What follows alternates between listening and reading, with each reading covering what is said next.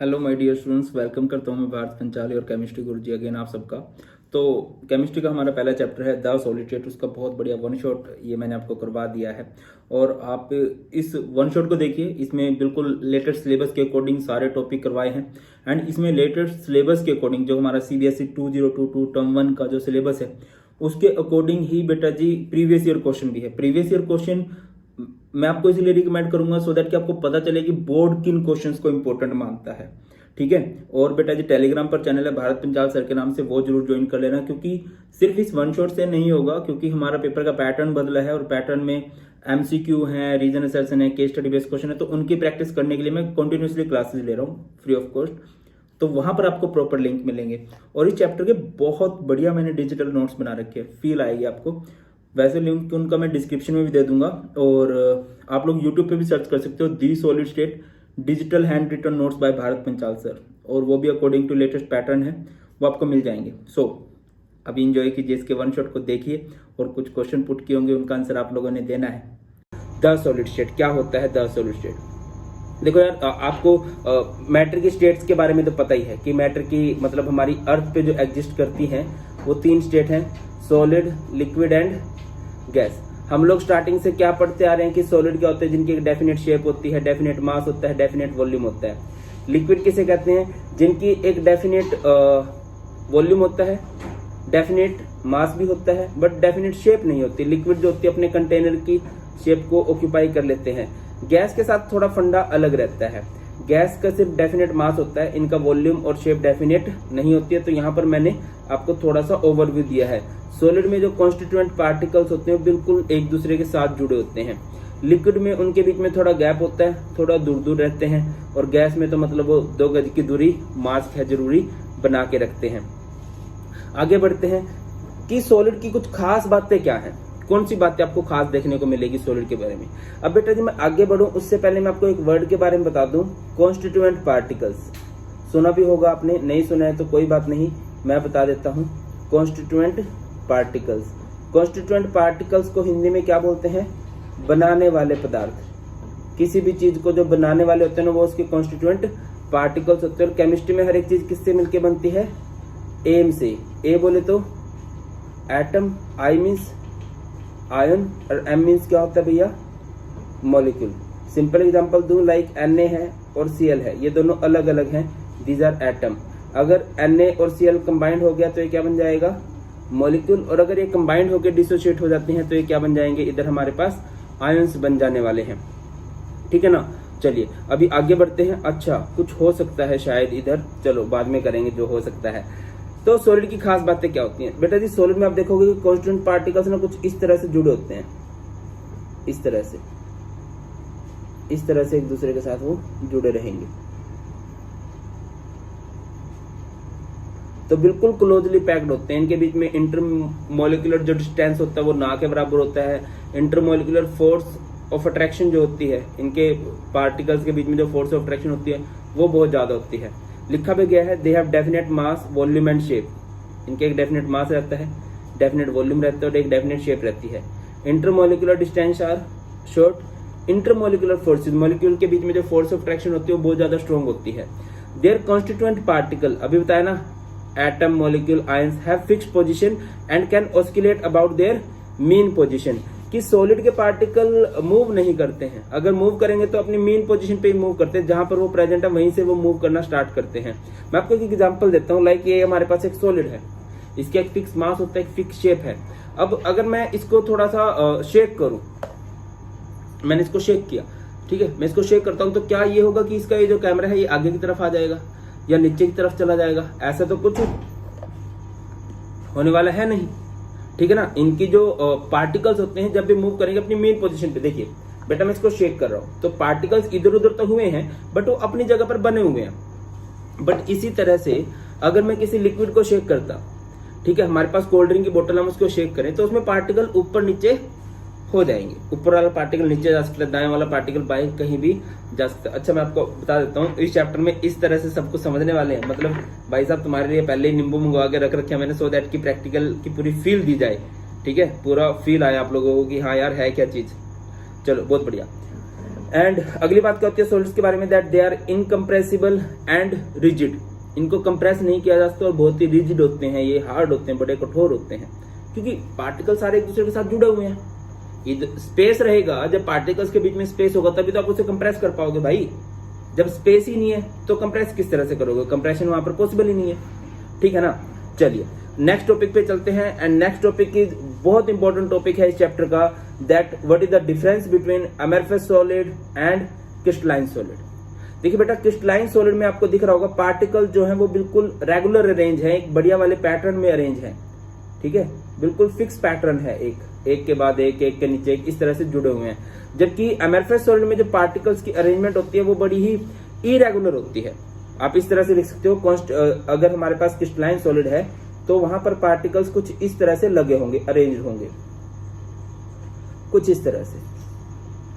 On the other hand अगर मैं amorphous solid की बात करूं तो उसमें पार्टिकल्स इधर उधर कहीं भी फैले रहते हैं, मतलब कुछ भी फिक्स सा नहीं रहता। तो लिखा भी गया है क्रिस्टलाइन सॉलिड में क्या होते हैं पार्टिकल, फर्स्ट ऑफ ऑल तो लॉन्ग ऑर्डर होते हैं, लॉन्ग रेंज मतलब क्योंकि पार्टिकल एक दूसरे के साथ जुड़े हैं, उनके बीच में गैप नहीं है तो उनको ब्रेक नहीं किया जा सकता, तो बहुत दूर तक वो इकट्ठे रहते हैं। इधर पार्टिकल क्या होते हैं शॉर्ट रेंज में जुड़े होते हैं, पार्टिकल्स के बीच में गैप होता है तो उनको ब्रेक करना बहुत आसान है, तो शॉर्ट रेंज में रहते हैं। और यहाँ पर पार्टिकल की जो अरेंजमेंट होती है वो इधर तो रेगुलर ऑर्डर है, इधर क्या है इरेगुलर है, रैंडम अरेंजमेंट है। अब बेटा क्योंकि यहाँ पर पार्टिकल बहुत बढ़िया तरीके से लगे हैं तो इनकी जो शेप होगी वो क्या होगी, क्रिस्टलाइन सॉलिड की शेप जो है वो डेफिनेट होगी, और अमरफस सॉलिड की शेप क्या होगी भैया, इनडेफिनेट होगी, ठीक है। अगली बात बने, ये पॉइंट मैं थोड़ा सा अलग से एक्सप्लेन करूंगा, इसको थोड़ा सा इधर रखते हैं, ठीक है। इनका जो मेल्टिंग पॉइंट होता है क्रिस्टलाइन सॉलिड का वो ना शार्प होता है, शार्प समझते हो, लाइक मैंने बोल दिया 1592 डिग्री सेल्सियस, मतलब 1592 डिग्री सेल्सियस पे ही ये मेल्ट होंगे। और अगर मैं इधर बात करता हूं, इनका मेल्टिंग पॉइंट ऐसे नहीं बताया जाता, इनका बोला जाएगा भाई 1500 से 1600 डिग्री सेल्सियस के बीच में कहीं ना कहीं मेल्ट होंगे। इनका जो मेल्टिंग पॉइंट होता है वो क्या होता है, एक रेंज में होता है, इनका मेल्टिंग पॉइंट क्या होता है, शार्प होता है। इनकी जो हीट ऑफ फ्यूजन होती है, ठीक है, जब आप इनको सॉलिड से लिक्विड फॉर्म में बनाने वाले हो तो एक डेफिनेट हीट देनी पड़ती है, और इधर क्या रहती है, हीट ऑफ फ्यूजन जो है वो डेफिनेट नहीं रहती, क्योंकि बेटा हमें पता ही नहीं है कितने पार्टिकल्स हैं, कहां पर गैप आ रहा है, कहीं भी हो सकता है। इसमें तो पार्टिकल की अरेंजमेंट बिल्कुल रेगुलर है, बात समझ रहे हो। अगली बात समझे कि जब हम इसको काटते हैं, किसी क्रिस्टलाइन सॉलिड को हम कट करेंगे तो ये बिल्कुल ना ऐसे कटेगा क्योंकि पार्टिकल रेगुलर लगे हैं, बट अगर हम किसी अमरफस सॉलिड को कट करेंगे तो वो कुछ ऐसे लगेगा। तो आप लोग लिख सकते हो they show clean cleavage when cutted. जब आप किसी क्रिस्टलाइन सॉलिड को कट करते हो तो वो क्लीनली कटता है, और they show rough cleavage when cutted, जब आप इनको काटोगे तो ये रफली कटते हैं, ठीक है। अब आपको दिख रहा है बढ़िया प्रॉपर्टीज किधर देखने को मिल रही है, सारी की सारी बेटा जी आपको सारी की सारी बढ़िया प्रॉपर्टी देखने को मिलेंगी एक क्रिस्टलाइन सॉलिड में। तो आप लोग लिख सकते हो दीज आर ट्रू सॉलिड्स। जो क्रिस्टलाइन सॉलिड होते हैं बहुत बढ़िया सॉलिड होते हैं। और अमरफस सॉलिड की बात करूं तो इनका नाम होता है स्यूडो सॉलिड, स्यूडो बोले तो नकली, धोखा, कलंक, ठीक है। और इनका दूसरा नाम होता है सुपर कूल्ड लिक्विड भी बोल देते हैं, अमरफस सॉलिड को हम लोग क्या बोल देते हैं, सुपर कूल्ड लिक्विड भी बोल देते हैं। उसके बाद एग्जाम्पल की बात करें तो इसके एग्जाम्पल क्या रहेंगे, क्रिस्टलाइन सॉलिड के जितनी भी मेटल्स होती हैं वो इसके बढ़िया एग्जाम्पल रहते हैं, ठीक है। इसके अलावा NaCl, डायमंड, ये सब क्रिस्टलाइन सॉलिड के एग्जाम्पल हैं। और ऑन दी अदर हैंड अगर मैं बात करता हूँ अमरफस सॉलिड की, अमरफस सॉलिड के एग्जाम्पल क्या होंगे, पॉलीमर जो हो गए, या फिर रबर, ग्लास, प्लास्टिक, ये सब किसके एग्जाम्पल है भैया, अमरफस सॉलिड के एग्जाम्पल हैं। अब यहाँ पर एक प्रॉपर्टी है, शायद आपको अभी मैंने बताई भी थी, कि जो क्रिस्टलाइन सॉलिड होते हैं वो एनाइसोट्रोपिक इन नेचर होते हैं, एंड जो अमरफस सॉलिड होते हैं वो आइसोट्रोपिक होते हैं। अब आइसो वर्ड का मीनिंग क्या होता है, आइसो वर्ड केमिस्ट्री में बहुत फेमस है, आइसोमर आपको सुनने को मिलेगा। आइसोमर किसे कहते थे, जिसका फॉर्मूला सेम होता हो। तो यहाँ पर भी आइसो वर्ड आया है, तो आइसो का मतलब होता है सेम प्रॉपर्टी, और एनाइसो का मतलब होता है डिफरेंट प्रॉपर्टी। होता है ना, जैसे एक जगह पे वर्ड लगा है पॉसिबल, ठीक है, और एक जगह पे वर्ड लग गया इम्पॉसिबल, तो आगे कुछ शब्द लगने से पूरा का पूरा मीनिंग ही चेंज हो जाता है। आइसोट्रोपिक क्या होता है, विच हैव सेम प्रॉपर्टी, और एनाइसोट्रोपिक क्या होता है, विच हैव डिफरेंट प्रॉपर्टीज। तो बेटा जी मैंने इधर इनके शॉर्टकट बनाए हैं, आप लोग देख लीजिए। SD का मतलब होता है सन्नी देओल की फिल्म आई है DD पर, यानी कि दूरदर्शन पर, आइए AC रूम में बैठ के देखते हैं। सनी देओल की फिल्म आई है दूरदर्शन पर, आइए AC रूम में बैठ के देखते हैं। तो देखिए SD का मतलब क्या है, सेम फिजिकल प्रॉपर्टीज। अब फिजिकल प्रॉपर्टीज में क्या आएगा, इलेक्ट्रिकल कंडक्टिविटी, बिजली को पास करा के देखना है, थर्मल कंडक्टिविटी मतलब हीट को पास करा के देखना है, एंड रिफ्रैक्टिव इंडेक्स। ठीक है, तो यहां पर क्या है, same physical properties in different direction. और अगर मैं डी की बात करूं, means different physical properties in different directions. SD का मतलब होता है isotropy. Isotropy shown by amorphous solid and anisotropy shown by crystalline solid. Anisotropy को कौन शो करता है, क्रिस्टलाइन सॉलिड। याद रहेगा, isotropy shown by amorphous solid कैसे, आइए एसी रूम में बैठ के देखते हैं। Anisotropy shown by crystalline solid. अगर मैं आपको एक एग्जांपल दूं, फॉर एग्जांपल हमारे पास एक पीस है ऑफ ग्लास। ग्लास एक अमरफस सॉलिड होता है, और यहाँ पे मैं किसी फिजिकल प्रॉपर्टी को चेक कर रहा हूँ, लाइक मैं इलेक्ट्रिकल कंडक्टिविटी को पास कराना चाह रहा हूँ, इधर से इधर से इधर से। तो क्या बेटा जी, इसमें से इलेक्ट्रिसिटी करंट पास हो जाएगा? तो इसका आंसर है नो, इधर से करंट पास नहीं होने वाला। और जब करंट पास नहीं होगा, मतलब हर एक डायरेक्शन में जो वैल्यू है, जो प्रॉपर्टी है वो सेम रही, डिफरेंट डायरेक्शन में प्रॉपर्टी सेम रही, तो ये हमारा क्या है, एक आइसोट्रोपिकल सब्सटेंस है। बहुत बढ़िया, बहुत सही, बहुत शानदार। आगे बढ़ते हैं। इस टॉपिक से बहुत ज्यादा चांसेस आपसे क्वेश्चन पूछा जाए, classification of crystalline solid. Crystalline solid को क्लासिफाई किया जाता है, मतलब मैंने इसको याद किया हो बिल्कुल सिंपल शॉर्टकट में, IM CM, I am chief minister या आई एम केमिस्ट्री मास्टर, जो दिल करे वो आप इसका शॉर्टकट बना सकते हो। आई मीन्स क्या है इधर, आयनिक सॉलिड। एम मीन्स क्या है इधर, मेटालिक सॉलिड। सी मीन्स क्या है इधर, कोवलेंट सॉलिड। और इस एम का मतलब क्या है भैया इधर, मॉलिक्यूलर सॉलिड। शॉर्टकट क्या है, IMCM, ionic solid, metallic solid, covalent solid and molecular solid. ठीक है, अब देखिए इधर, अब आपसे क्वेश्चन किस तरह से बन सकते हैं। आपसे सॉलिड तो पता चल गया आपको, आयनिक solid, molecular solid, covalent solid, metallic solid.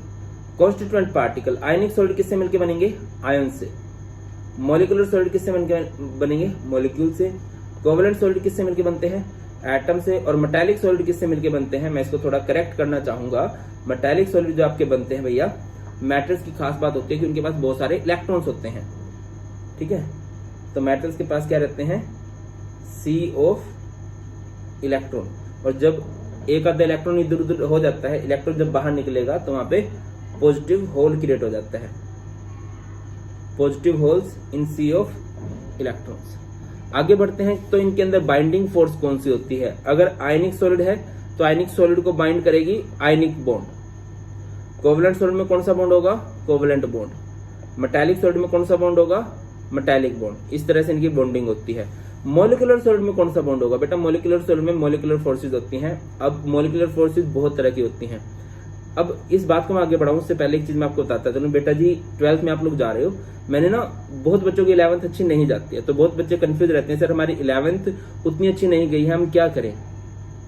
ठीक है, अब 11th दोबारा से करें वो तो पॉसिबल नहीं है। तो बेटा 11th क्लास के 13-14 टॉपिक होते हैं, 13-14 टॉपिक होते हैं जो 12th में बहुत यूजफुल है, और मैं उनको करवा रहा हूँ। इवन करवा दिए हैं, बहुत सारे टॉपिक मैंने करवा भी दिए हैं।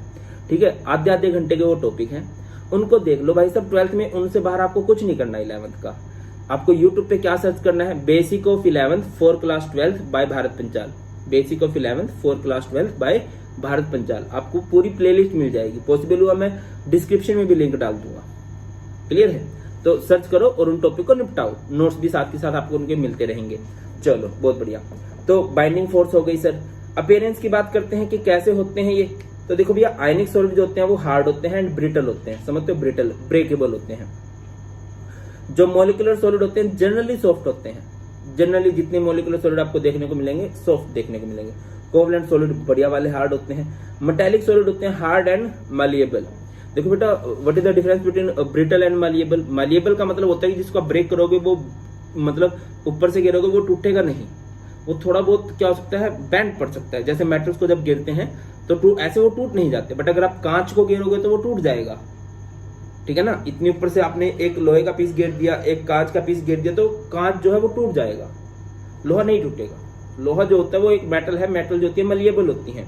और दूसरी जगह अगर मैं बात करता हूँ, आयनिक सॉलिड जो होते हैं वो ब्रेकेबल होते हैं। पेपर में क्वेश्चन क्या पूछा जा सकता है। अच्छा, ये इधर एग्जाम्पल है, बहुत इंपॉर्टेंट है बेटा, एग्जांपल सारे याद होने चाहिए। इवन मैंने इधर लिखे भी एग्जांपल, आयनिक सॉलिड, कोवलेंट सॉलिड। पेपर में क्वेश्चन क्या पूछा जाएगा कि इनमें से इलेक्ट्रिसिटी पास करवाई जा सकती है क्या? तो सीधा सा आंसर है सबसे बढ़िया तरीके से करंट पास होता है मेटालिक सॉलिड में। Metallic solid are good conductor, covalent solids are insulator, but एक कंडक्टर होता है यहाँ पे ग्रेफाइट, ग्रेफाइट में से करंट पास हो जाता है। Molecular solid are always insulator. And ionic solid का थोड़ा फंडा होता है। आयनिक सॉलिड में मान के चलो हमारे पास NaCl है, NaCl अगर सॉलिड स्टेट में है तो इधर से ओके, बहुत बढ़िया। NaCl अगर हमारा सॉलिड स्टेट में है तो इसमें से करंट पास नहीं होगा। बट अगर यही NaCl हमें एक्वस स्टेट में मिल जाए, एक्वस मतलब आपने इसको पानी में डाल दिया, या फिर NaCl आपको मोल्टन स्टेट में मिल जाए, तो इसमें से करंट पास हो जाएगा। बिकॉज ये जो NaCl है ब्रेक हो जाएगा आयंस में, Na पॉजिटिव और Cl नेगेटिव, तब आप इसमें से करंट पास करवा सकते हो। Let's move to the next इस चैप्टर का देखिए, नेक्स्ट जो पार्ट है, मतलब इस चैप्टर को हम तीन पार्ट में डिवाइड कर सकते हो आप लोग। फर्स्ट पार्ट इज इंट्रोडक्शन, जो भी हमने कर लिया, सॉलिड के टाइप वगैरह। सेकंड पोर्शन जो आता है वो आता है यूनिट सेल, स्पेस लैटिस वगैरह। एंड फाइनल जो पार्ट आता है वो आता है डिफेक्ट वगैरह। तो इस तरह से तो नेक्स्ट टॉपिक है हमारे पास crystal lattice and unit cell, कि क्या होता है क्रिस्टल लैटिस एंड क्या होता है यूनिट सेल। इसको बहुत अच्छे से देखते हैं, ठीक है। तो क्रिस्टल लैटिस की बिल्कुल सिंपल सी डेफिनेशन होती है। अगर आप डिफाइन करना चाह रहे हो क्रिस्टल लैटिस को, किस तरह से डिफाइन करोगे? 3D arrangement of constituent particles. 3D arrangement of constituent particles. जब आप कॉन्स्टिट्यूएंट पार्टिकल्स को 3D में अरेंज कर देते हो, पता है ना कॉन्स्टिट्यूएंट पार्टिकल्स किसे कहते हैं? कॉन्स्टिट्यूएंट पार्टिकल कहा जाता है एम को, एटम, आयन, मॉलिक्यूल को आप 3D में अरेंज कर दो। 3D मतलब 3 डायमेंशन, ठीक है। 3 डायमेंशन मतलब ऐसे होता है ना, हमारे पास एक एक्स एक्सिस होता है, एक वाई एक्सिस होता है, ठीक है, और एक जेड एक्सिस होता है। आप इधर पार्टिकल्स को लगा दीजिए, मैं लगा देता हूं आपके लिए, थोड़ा सा आसान कर देता हूं काम। तो मैंने क्या किया, इधर फर्स्ट ऑफ ऑल ना मैं एक क्यूब बना देता हूं, ठीक है। ओके, बहुत बढ़िया, शानदार। वैसे डायग्राम तुम्हारे लिए बना हुआ है, बट मैं इसको दोबारा अपने हाथों से इसलिए बना रहा हूँ सो दैट ना आप लोगों को समझ में आ जाए यार बनाना कैसे है। और प्लीज मैं रिक्वेस्ट करूंगा यार, देखो नोट्स आप लोगों को मिलेंगे नो डाउट, बट अपने हैंड रिटन नोट्स का ना एक मतलब फायदा अलग ही होता है। आपको खुद से भी नोट्स बनाने हैं, ठीक है बेटा। तो ओके, इधर ये पार्टिकल्स लगे हुए हैं।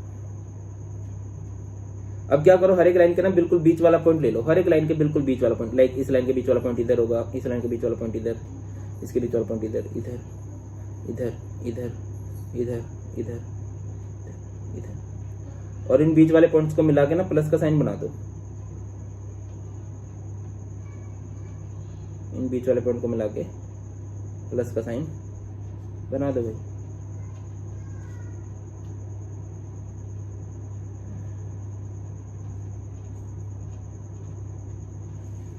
इनको मिला, अब बाहर वाले पॉइंट से बाहर वाला पॉइंट, बीच वाले पॉइंट से बीच वाला पॉइंट, लास्ट वाले पॉइंट से लास्ट वाला पॉइंट, बाहर वाले पॉइंट से बाहर वाला पॉइंट, बीच वाले पॉइंट से बीच वाला पॉइंट, लास्ट वाले पॉइंट से लास्ट वाला पॉइंट, और इस तरह से इनको मिला। तो बेटा इस तरह से हमारे पास एक अरेंजमेंट बन के निकली है, देख लो ज़्यादा अच्छे से और दिख जाएगा इधर, ठीक है। तो ये कुछ इस तरह से है, अगर आपको इधर दिखाई दे रहा हो तो ये है, ये हमारे पास स्पेस लैटिस ही है। मैं इसको थोड़ा सा और बड़ा बनाना चाहूँ तो इसको ऐसे करके बनाया जा सकता है।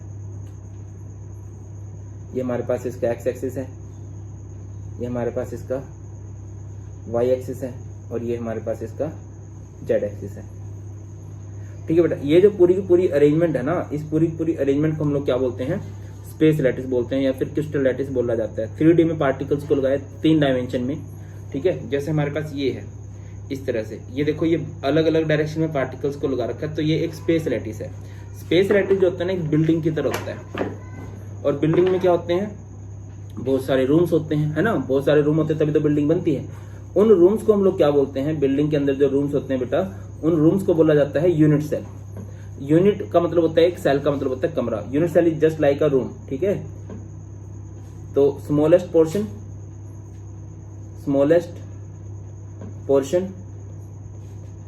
which repeat over and again, which repeat over and again to make space lattice. ये वो छोटा सा पोर्शन होता है जो बार बार 3D में रिपीट होगा और किसको बना देगा भैया, इन द एंड ये एक स्पेस लैटिस को जन्म देगा। ठीक है बेटा, अब देखो ये पूरी की पूरी जो बिल्डिंग है ये स्पेस लैटिस है और इसका एक जो कमरा है ये इधर आपको दिख रहा होगा जो डार्क शेडेड किया हुआ है थोड़ा सा, ये क्या कहलाएगा इधर, यूनिट सेल। अब यहाँ पे छोटे छोटे से पार्टिकल्स लगाए गए हैं और इन छोटे छोटे पार्टिकल्स को हम लोग क्या बोलते हैं, लैटिस पॉइंट बोलते हैं। क्या बोलते हैं बेटा जी, लैटिस पॉइंट बोलते हैं। ठीक है, दिख रहा है, लाइक ये जो है ये हमारे पास एक स्पेस लैटिस है और इसका जो आगे वाला एक कमरा होगा इधर, ये जो आपको दिखाई दे रहा है ये एक इसका यूनिट सेल है। ठीक है भैया, आगे बढ़ते हैं तो यूनिट सेल की बात करते हैं। ठीक है, और यूनिट सेल जो होते हैं, नेक्स्ट है हमारे पास types of unit cell. Unit cell हमारे पास दो तरह के होते हैं, पहला परमिटिव यूनिट सेल, दूसरा नॉन परमिटिव यूनिट सेल। पहली बात तो यूनिट सेल बना दो। Unit cell is just like a cube, आप लोगों ने 10th में बनाना भी सीखा होगा। ठीक है, ये एक क्यूब सा बना देते हैं हम लोग,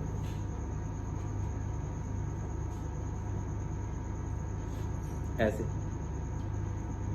ठीक है, तो इसको आईपैड को थोड़ा सा फायदा हो जाता है कि 1 सेकंड में उधर बनाया जा सकता है। ओके, बहुत बढ़िया।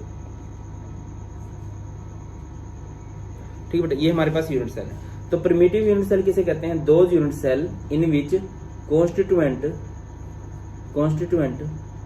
particles are present, constituent particles are present only at corners।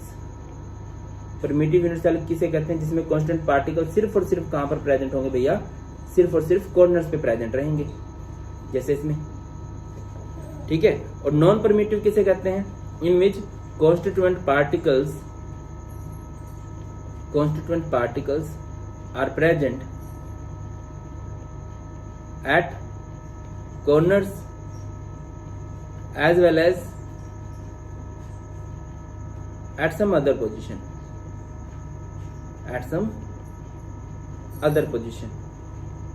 ठीक है, जिसमें कांस्टेंट पार्टिकल कॉर्नर के अलावा कहीं और भी प्रेजेंट हो। लाइक इधर ध्यान दो,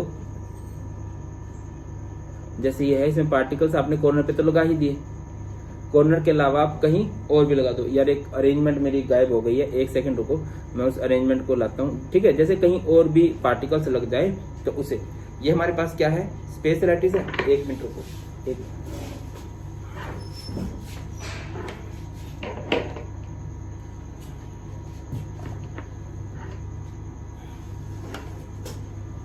हाँ, ये हमारे पास क्या है कि यूनिट सेल है। ठीक है, दिख रहा होगा। अब यूनिट सेल के 8 कॉर्नर होते हैं, कैसे, देखो 1 2 3 4 5 6 7 8, ये हमारे पास यूनिट सेल के 8 कॉर्नर है। अब कॉर्नर के अलावा कहीं और भी पार्टिकल लग जाए तो वो क्या कहलाएगा भैया, नॉन परमिटिव यूनिट सेल कहलाएगा। अब इनके ना फर्दर टाइप्स होते हैं, जैसे परमिटिव का एक टाइप होता है जिसे हम लोग बोलते हैं SC का मतलब होता है सिंपल क्यूबिक यूनिट सेल। और नॉन परमिटिव के कई सारे टाइप होते हैं, लाइक BCC की फुल फॉर्म होती है भारत केमिस्ट्री क्लासेस, जो याद रखनी है, बट यहाँ पर इस चैप्टर में इसकी फुल फॉर्म होती है बॉडी सेंटर्ड क्यूबिक। उसके बाद हमारे पास है FCC is face centred cubic, and next है हमारे पास ECC is and centred cubic. Explain करेंगे इसे। तो सबसे पहले हमारे पास एक सिंपल क्यूबिक यूनिट सेल है।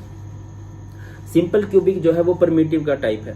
ठीक है, सबसे पहले कौन सा है हमारे पास, सिंपल क्यूबिक यूनिट सेल, जिसमें पार्टिकल कहां पे प्रेजेंट होंगे, पार्टिकल्स आर प्रेजेंट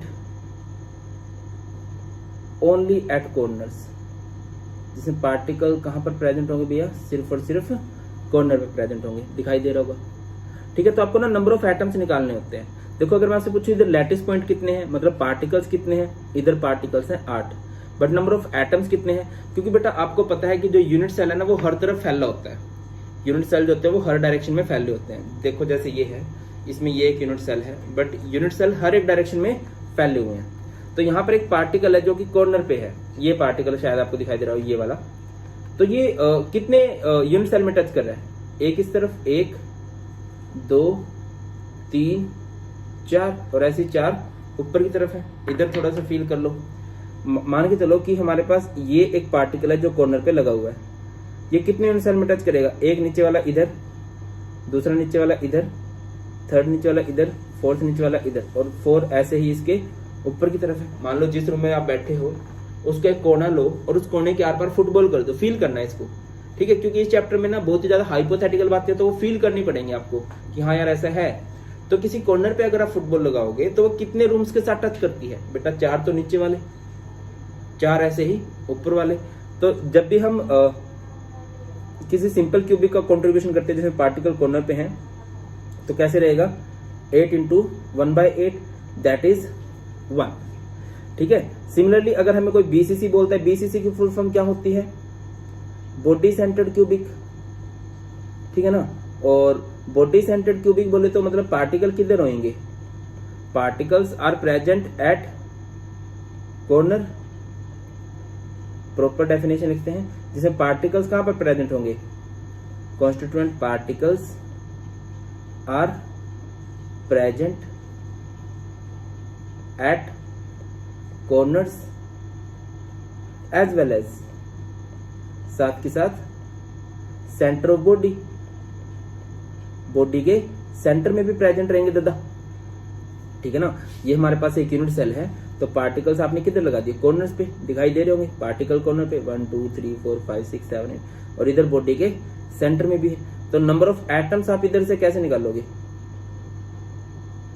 बताइए, कॉर्नर है 8 × 1/8 और दूसरा बॉडी का सेंटर है 1 × 1/1 दैट इज 2 हो गया। तो इधर दिख रहा है पार्टिकल्स जो है, इधर दिख रहा होगा आपको कॉर्नर्स पे है और एक बॉडी के सेंटर में बड़ा सा पार्टिकल है। अब जो बॉडी के सेंटर में है, मान के चलो इधर एक पार्टिकल है, इधर यहाँ पे एक पार्टिकल रखा हुआ है, तो वो कितने रूम्स के साथ टच करेगा, उसका किसी और के साथ कोई टच ही नहीं है, किसी और यूनिट सेल के साथ उसको कोई टच नहीं है, उसका टच सिर्फ इधर है, किसी और से उसको कोई मतलब नहीं रहेगा, ठीक है। तो क्लियर है, बहुत बढ़िया, शानदार। आगे बढ़ते हैं, बीसीसी के बाद हमारा आता है एफसीसी। एफसीसी की फुल फॉर्म क्या होती है, face centred cubic unit cell, face centred cubic unit cell. अब फेस सेंटर्ड क्यूबिक में पार्टिकल्स किधर रहेंगे बेटा जी, शायद आपको दिखाई दे रहा हो कि ये हमारे पास एक यूनिट सेल है, ये हमारे पास एक यूनिट सेल है,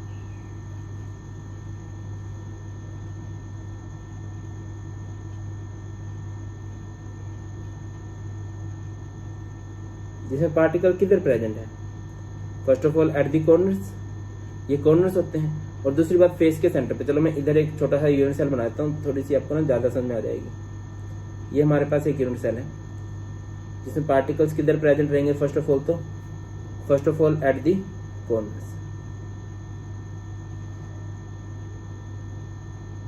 and number 2 is face centre. ये ऊपर वाले फेस का सेंटर है, नीचे वाले फेस का सेंटर है, ये दाएं वाले फेस का सेंटर है, बाएं वाले फेस का सेंटर है, बैक साइड, फ्रंट साइड, ठीक है। जैसे जिस रूम में आप बैठे हो फेस कितने होते हैं, 1 2 3 4 5 6, ठीक है।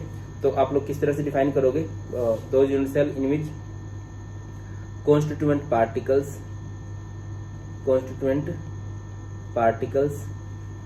are present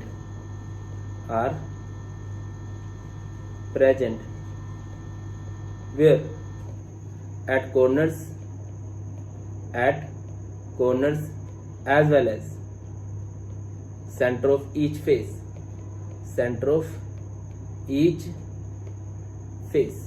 अब अगर मैं बात करता हूँ कॉर्नर्स की, तो कॉर्नर कितने होते हैं दादा, इधर कॉर्नर हमारे होते हैं 8 और उनका कंट्रीब्यूशन होता है 1/8, और फेस कितने होते हैं मैंने अभी आपको बताया 6, और उनका कंट्रीब्यूशन कितना बनेगा।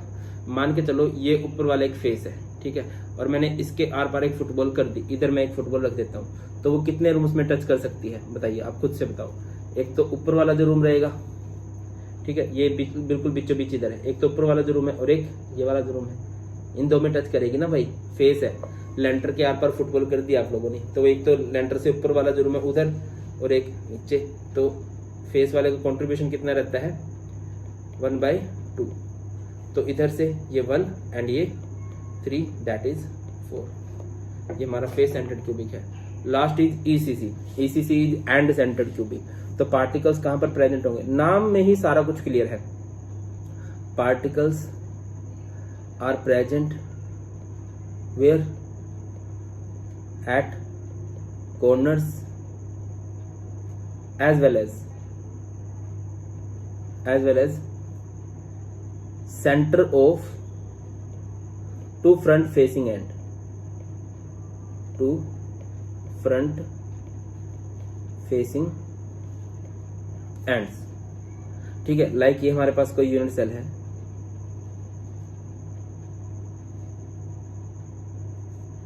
बना दो इसको। तो पार्टिकल्स किधर प्रेजेंट रहेंगे? फर्स्ट ऑफ ऑल तो पार्टिकल्स कहां पर प्रेजेंट रहेंगे? At the corners.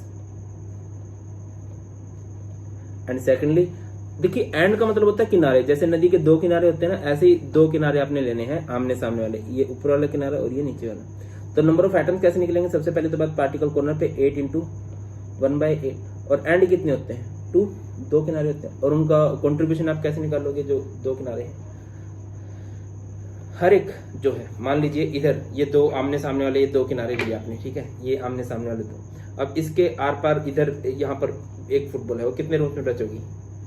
एंड वाली जो 1, 2 हिस्सों में टच होने वाली है। तो यहाँ से कितने आ गए अभी? ये 2। क्लियर होती है बात कि नहीं होती है? आई होप क्लियर है। ठीक है बेटा, तो इधर से ये हमारे हो जाते हैं क्या? Unit cell. नेक्स्ट इस चैप्टर का बहुत ही ज्यादा इंपॉर्टेंट टॉपिक है, बहुत ज्यादा इंपॉर्टेंट टॉपिक है 7 टाइप ऑफ क्रिस्टल सिस्टम। और ये बच्चों को बहुत ही कंफ्यूजिंग लगता है। तो मतलब कुछ चैनल ने ट्रिक डाली है, पता चलता है कि यार उन्होंने अपनी ट्रिक कॉपी कर लिया और क्रेडिट भी नहीं दिया, बुरा लगता है। चलो कोई बात नहीं, हम करते हैं इसको। तो बिल्कुल बेस्ट सी ट्रिक क्या रहेगी इसको याद रखने की? CT उर्मिला को, CT उर्मिला को मारता है कौन? रोहित त्रिवेदी। CT उर्मिला को मारता है रोहित त्रिवेदी। इसको याद रखने की सिंपल सी ट्रिक रहेगी। C का मतलब क्या है? इधर C को हम लोग क्या बोलते हैं? C is known as cubic, T is known as tetragonal, O is known as orthorhombic, M is known as monoclinic. M को क्या बोलते हैं हम लोग? मोनोक्लिनिक। H को क्या बोलते हैं? हेक्सागोनल। RH को बोलते हैं रोम्बोहेड्रल, रोम्बोहेड्रल।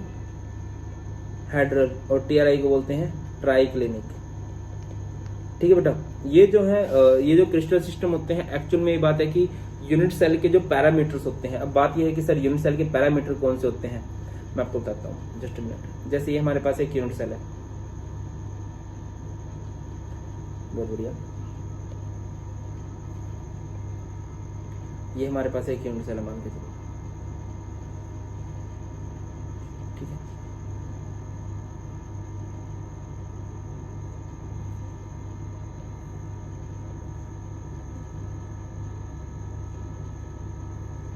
इनको जोड़ दो, ये हमारे पास एक यूनिट सेल बन जाएगा।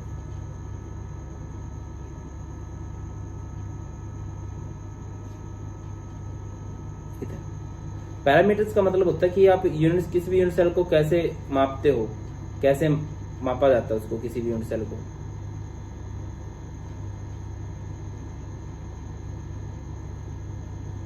ठीक है बेटा, किसी भी यूनिट सेल को मापने के ना 2-3 तरीके रहते हैं। ठीक है, एक तो इनकी एजेस की लेंथ जो कि कैलकुलेट की जाती है in terms of A, B and C। And second point निकाला जाता है इनका एंगल, जो कि होता है अल्फा, बीटा एंड गामा। तो 6 पैरामीटर होते हैं। पहला एज लेंथ, और दूसरा एक्सियल एंगल्स। ठीक है, लेंथ कैसे होती है? A, B and C। और एंगल कैसे होता है? Alpha, beta and gamma. ठीक है ना, इस तरह से हमने इसमें ही रिलेशन निकालना है। क्या रिलेशन है इनकी एज लेंथ में, और क्या रिलेशन है इनके एक्सियल एंगल में। तो मतलब मैं अपना बताया तो मैंने सिंपली इसको कैसे याद किया हुआ है कि ना, जैसे आजकल तो पढ़े लिखे होते हैं सब, तो छोटा परिवार सुखी परिवार मानते हैं, बट पुराने समय में ऐसा नहीं होता था, बड़ा परिवार सुखी परिवार होते थे, तो बहुत बहुत बच्चे हो जाते थे। तो ये ना 7 भाई थे, ठीक है, क्यूबिक, टेट्रागोनल, ये ना 7 भाई थे। जनरली आप ऑब्जर्व करोगे कि जो बड़ा भाई है तो बहुत शरीफ होता है, तो यहाँ पर क्या बोला जाएगा, अगर लेंथ में रिलेशन निकालना है तो ये बोलेगा A = B = C। और जो छोटा भाई होता है ना, बिल्कुल शरारती होता है, वो क्या बोलेगा, A ≠ B ≠ C। ये फंडा है। चलो अब क्या करो, ठीक है, पहले वाला सब कुछ बहुत बढ़िया, छोटे वाला बिल्कुल शरारती होता है। और इधर क्या रहेगा, अभी इधर एक कम कर दो, A = B but not = C। फिर इधर बिल्कुल कम कर दो, A ≠ B ≠ C। एक कम किया, फिर एक और कम किया, फिर इधर रिवर्स गियर लगा दिया, A ≠ B ≠ C। फिर इधर A = B but not = C। फिर ये इधर A = B = C। कुछ इस तरह से। अब बात करते हैं एंगल्स की। एंगल्स का भी सेम फंडा है, बड़ा भाई है, अच्छा भाई है, तो वो क्या बोलेगा, अल्फा = बीटा = गामा = 90 डिग्री। और जो छोटे वाला है बिल्कुल शरारती है, वो क्या बोलेगा, अल्फा = बीटा = गामा = 90 डिग्री भाई, ठीक है ना। अब इसमें एंगल्स के केसेस में ना पहले 3 केस सेम रहते हैं, alpha = beta = gamma = 90 degree, alpha = beta = gamma = 90 degree. सबसे पहले बेटा अलग होगा, जनरली होता है जब शादी होती है बेटा ही अलग हो जाता है, ठीक है, बेटा अलग हो गया, बेटा = 90 डिग्री, बेटा अलग हो गया, इमोशनल हो गया माँ का बीपीआई हो गया। तो क्या रहेगा, अल्फा = बीटा = 90 डिग्री और माँ का बीपी हाई यानी कि गामा = 120 डिग्री। एक बार बेटा अलग हो चुका है, एक बार गामा, बारी किसकी रहेगी, अल्फा की। अल्फा = बीटा = गामा, बट बहस किसके साथ है, 90 के साथ। मैं दोबारा समझाता हूँ थोड़ा, ठीक है। देखिए बेटा जी क्या होता है, याद करने की सिंपल सी ट्रिक क्या है, CT उर्मिला को मारता है रोहित त्रिवेदी। ये हमारे क्रिस्टल सिस्टम है, ठीक है। आपको एज लेंथ और एक्सियल एंगल में रिलेशन बताना है। तो बड़ा भाई अच्छा भाई होता है, इसमें सब कुछ A = B = C। छोटा भाई बिल्कुल शरारती है, A ≠ B = C। इवन आपसे पूछा जाता है कि मोस्ट सिमेट्रिकल क्रिस्टल सिस्टम कौन सा है। मोस्ट सिमेट्रिकल बोले तो जिसमें सब कुछ इक्वल है, दैट इज क्यूबिक। और कौन सा ऐसा है जिसमें कुछ भी इक्वल नहीं है, दैट इज ट्राइक्लिनिक, ठीक है। उसके बाद क्या करना है, एक कम करो, फिर एक और कम कर दो और फिर रिवर्स गियर लगा दो। एंगल्स के केसेस में क्या रहेगा, पहले केस में सब कुछ इक्वल, लास्ट वाले में कुछ भी इक्वल नहीं। पहले 3 केस सेम रहते हैं। सबसे पहले अलग होगा बेटा, इमोशनल होगी है माँ, बारी किसकी रहेगी है, अल्फा की। इस तरह से हमारे ये क्या हो जाते हैं, 7 टाइप ऑफ क्रिस्टल सिस्टम हो जाते हैं भाई। क्लियर है। तो चलिए आगे बढ़ते हैं और बात स्टार्ट करते हैं भैया किसकी, क्लोज पैक्ड स्ट्रक्चर की। क्लोज पैक्ड स्ट्रक्चर क्या होते हैं, क्लोज पैकिंग का क्या फंडा है। देखो यार सिंपल सी बात होती है, मैं आपको 2 ऑप्शन देता हूं, फिर आपने बताना कौन सी पैकिंग ज्यादा अच्छी है। ओके भाई साहब आप कहां से आ गए, ये हमारे पास 2 ऑप्शन है, ठीक है। ओके अब मैं यहां पर पैकिंग कर रहा हूं, ये है, ठीक है। इसे मैंने दोनों तरफ क्या कर दिया, पैकिंग कर दिया।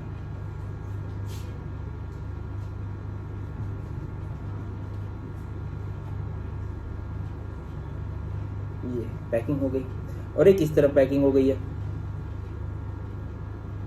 अब मैं आपसे पूछता हूं कि इन दोनों में से ज्यादा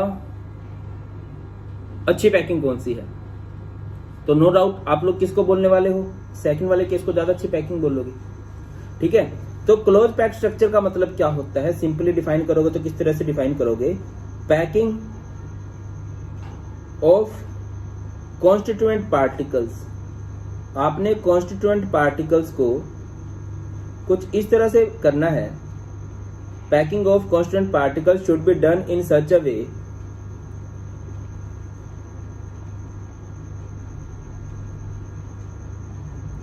that maximum space has been occupied, कि ज्यादा से ज्यादा जगह भर जाए।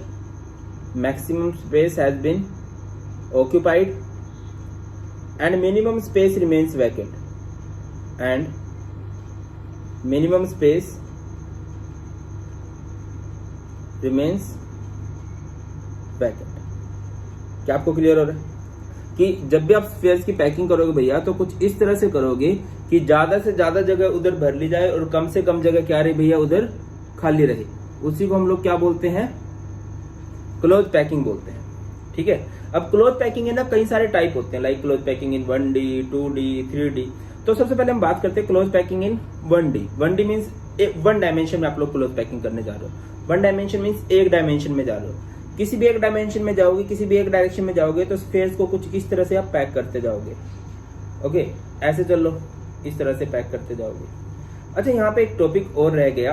ओके, मैं उस टॉपिक को भी लगे हाथ एक्सप्लेन कर देता हूँ। तो सिंपल सी डेफिनेशन रहती है। Next is our coordination number. Coordination number क्या होता है?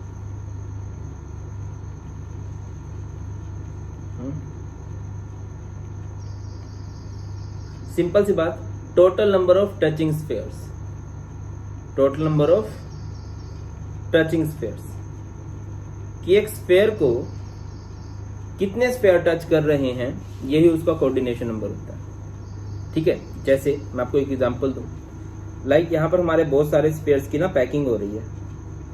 यहाँ पर पैकिंग हो रही है, पैकिंग हो रही है। चलो, अब मैं आपसे पूछता हूँ कि यार इस स्फीयर का कोऑर्डिनेशन नंबर कितना है। अब ये स्फीयर सिर्फ एक स्फीयर से टच कर रहा है। इधर अगर आप ध्यान दो, ये जो स्फीयर है स्पेसिफिकली ये सिर्फ एक स्फीयर से टच कर रहा है, तो इसका कोऑर्डिनेशन नंबर होगा 1। इसका कोऑर्डिनेशन नंबर कितना होगा? अगर आप ध्यान दो, 1 2 3 4, तो इसका कोऑर्डिनेशन नंबर कितना है बेटा जी? 4 है।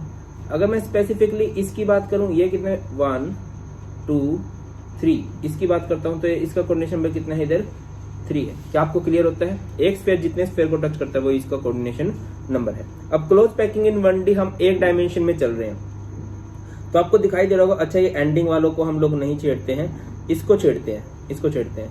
तो यहाँ पे कितने स्फीयर से टच कर रहे हैं? 1 and 2। तो 1D का मतलब क्या होता है? Packing of sphere should be done in such a way that every sphere touches to other sphere. Every sphere touches to other sphere. आपने स्फीयर्स को कुछ इस तरह से पैक करना है कि हर एक स्फीयर कितने स्फीयर को टच करता रहे? 2 और स्फीयर को टच करता रहे। तो वहां पर अब अगर बेटा जी मैं बोलूं कि इसका कोऑर्डिनेशन नंबर कितना है भैया, इसका कोऑर्डिनेशन नंबर कितना है? एक इधर है, एक इधर है, तो इधर कोऑर्डिनेशन नंबर कितना हो जाता है? 2 हो जाता है। नेक्स्ट चलते हैं। Next is close packing in 2 dimension या क्लोज पैकिंग इन 2D। ठीक है बेटा, अब जब आप इसमें पैकिंग करते हो तो स्फीयर को पैक करते टाइम थोड़ा ध्यान से देखना। लाइक देखिए, ऐसे 1, ऐसे इस तरह से, इसके एग्जैक्ट नीचे अगला स्फीयर, इसके एग्जैक्ट नीचे अगला स्फीयर, इसके एग्जैक्ट नीचे अगला स्फीयर। ठीक है, और जब आप इसमें पैकिंग करोगे तो कुछ इस तरह से करोगे। लाइक जो अगला स्फीयर आएगा या तो वो आगे से स्टार्ट करोगे या फिर पीछे से स्टार्ट करोगे, या तो आगे से स्टार्ट करोगे या फिर पीछे से स्टार्ट करोगे। अब यहाँ पे अगर आप ध्यान दो तो इसका कोऑर्डिनेशन नंबर कितना है? 1 2 3 4। और अगर आप इस पे ध्यान दो, ये इसका कोऑर्डिनेशन नंबर कितना है? 1 2 3 4 5 एंड 6। इधर दिखाई दे रहा होगा आपको। स्क्वायर क्लोज पैकिंग में क्या होता है? लाइक इस स्फीयर को अगर आप देखो तो ये कितने स्फीयर के साथ टच में है? 4 के साथ। और अगर आप इधर ध्यान दो तो ये कितने के साथ टच में है? 1 2 3 4 5 6। तो इसमें क्या लिख सकते हैं आप स्क्वायर क्लोज पैकिंग में? एवरी स्फीयर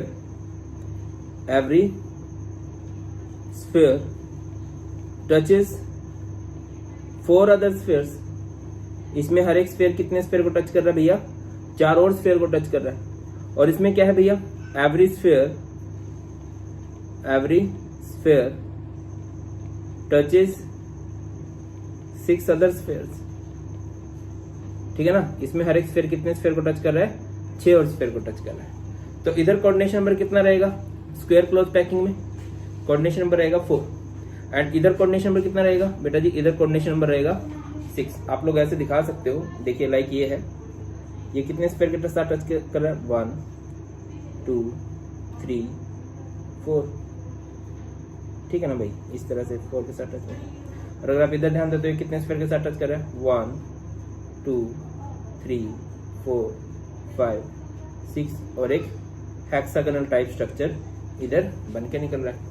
आगे मूव करते हैं। Next is close packing in 3D, बहुत इंपॉर्टेंट है। क्लोज पैकिंग इन 3D के लिए आपको डायग्राम क्लियर होना चाहिए भैया, तभी बात बनती है। मैं थोड़ा सा डायग्राम बनाने की कोशिश करता हूँ, आपको समझ में आएगा। देखो इसके दो टाइप होते हैं 3D के, एक होता है HCP जिसे हम लोग बोलते हैं हेक्सागोनल क्लोज पैकिंग, और एक होता है CCP। CCP is cubic close packing. तो इस तरह से आप स्फीयर लगाओगे, ये एक स्फीयर है, ये 2 3 4 5 6 और ये 7। फिर इधर क्या कर दोगे आप लोग, 3 स्फीयर लगा दोगे।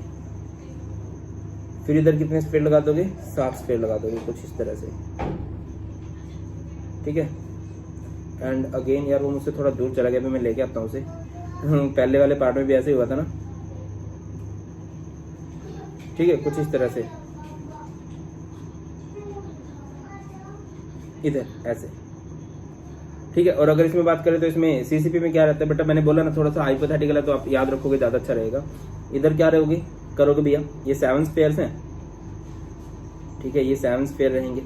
इसके एग्जैक्ट नीचे क्या रहेंगे, 3 स्फीयर्स रहेंगे, ठीक है, कुछ इस तरह से। फिर क्या बात है, 3 स्फीयर आएंगे बट वो उल्टे आएंगे।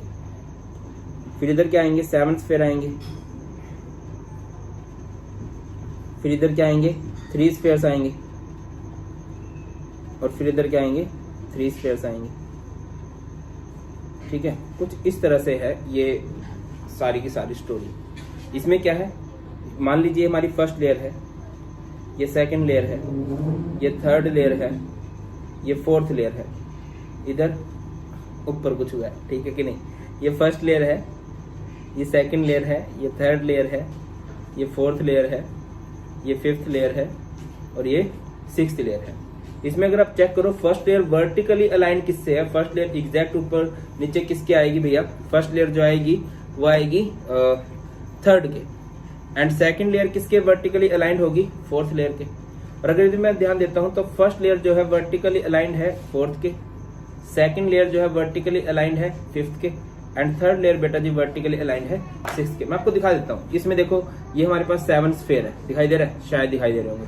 ये 1 2 3 4 5 6 7, ठीक है। अब इसके बीच में 3 स्फीयर भी दिखाई दे रहे होंगे आपको शायद, ये 3, और फिर इसके ऊपर ये दोबारा से कितने स्फीयर हैं, 7 स्फीयर हैं। ये HCP है, ठीक है। अब उल्टे 3, अब देखो 7 3 7 3 7 3 7 3 7 3 7 3 किस में रहते हैं, HCP में। अब 7 सीधे 3 उल्टे 3, 7 सीधे 3 उल्टे 3, वो किस में रहते हैं भैया, CCP में रहते हैं। तो जब आप डिफाइन करोगे तो यही लिखोगे, in this packing first layer is vertically aligned with third layer and second layer is vertically aligned with fourth layer. इधर first layer is vertically aligned with fourth layer, second layer is vertically aligned with third layer, ठीक है। अगर मैं जितने भी 7 हैं उनको मैं A बोल देता हूँ, जितनी भी जगह 7 होने में A बोल दूं, जितने भी सीधे 3 उनको मैं B बोल देता हूँ, इधर B, ये B, ये B, ये B, और जितने भी उल्टे 3 होने में C बोल देता हूँ। तो this close packing is also known as AB type packing, and this close packing is also known as ABC close packing. Clear होता है सबको, बहुत सिंपल सी बात है। चलो बहुत बढ़िया। तो एग्जाम्पल है। अब अगली चीज आपसे पूछी जाती है कि इसका कोऑर्डिनेशन नंबर कितना है। आपसे ना इसका कोऑर्डिनेशन नंबर पूछा जाता है। ये जो स्फीयर है बेटा चेक करो कितने स्फीयर के साथ टच में है, 1 2 3 4 5 6। अब 3 इसके ऊपर आके लगते हैं और 3 इसको नीचे से टच करते हैं, तो इसका कोऑर्डिनेशन नंबर कितना हो जाता है, 12। सिमिलरली इसका भी पूछा जाता है, 1 2 3 4 5 6। 3 इसको ऊपर से आके घेरते हैं और 3 इसको नीचे से आके घेरते हैं, तो इसका कोऑर्डिनेशन नंबर भी कितना हो जाता है भैया, 12। ये इनकी सिमिलैरिटी है। एक आपसे इनकी पैकिंग परसेंटेज पूछी जाती है, तो इनकी जो पैकिंग परसेंटेज होती है वो होती है 74%, ठीक है। और इनके एग्जाम्पल पूछे जाते हैं, तो एग्जाम्पल कैसे याद रख सकते हो, जानू मांगे मोर, जानू मांगे मोर, क्या, सोना चांदी और प्लेटिनम। जितनी भी नोबल मेटल होती हैं वो CCP शो करना पसंद करती हैं, क्यूबिक क्लोज पैकिंग शो करती हैं। और ये जितनी भी ठीक ठाक सी हैं, जिंक, मैग्नीशियम, मोलिब्डेनम, ये कौन सा शो करती हैं, HCP शो करती हैं। जानू मांगे मोर, सोना चांदी और प्लेटिनम। बहुत बढ़िया। आगे बढ़ते हैं वॉइड्स और इंटरस्टिशियल साइट। देखो बेटा आपने स्फीयर्स को पैक किया, मतलब अभी मैंने तुम्हें दिखाया भी था ना, ये मान लीजिए स्फीयर्स हैं, हमने इसको पैक किया, तो आपको दिख रहा हो कुछ ना कुछ जगह स्टिल इसमें खाली है।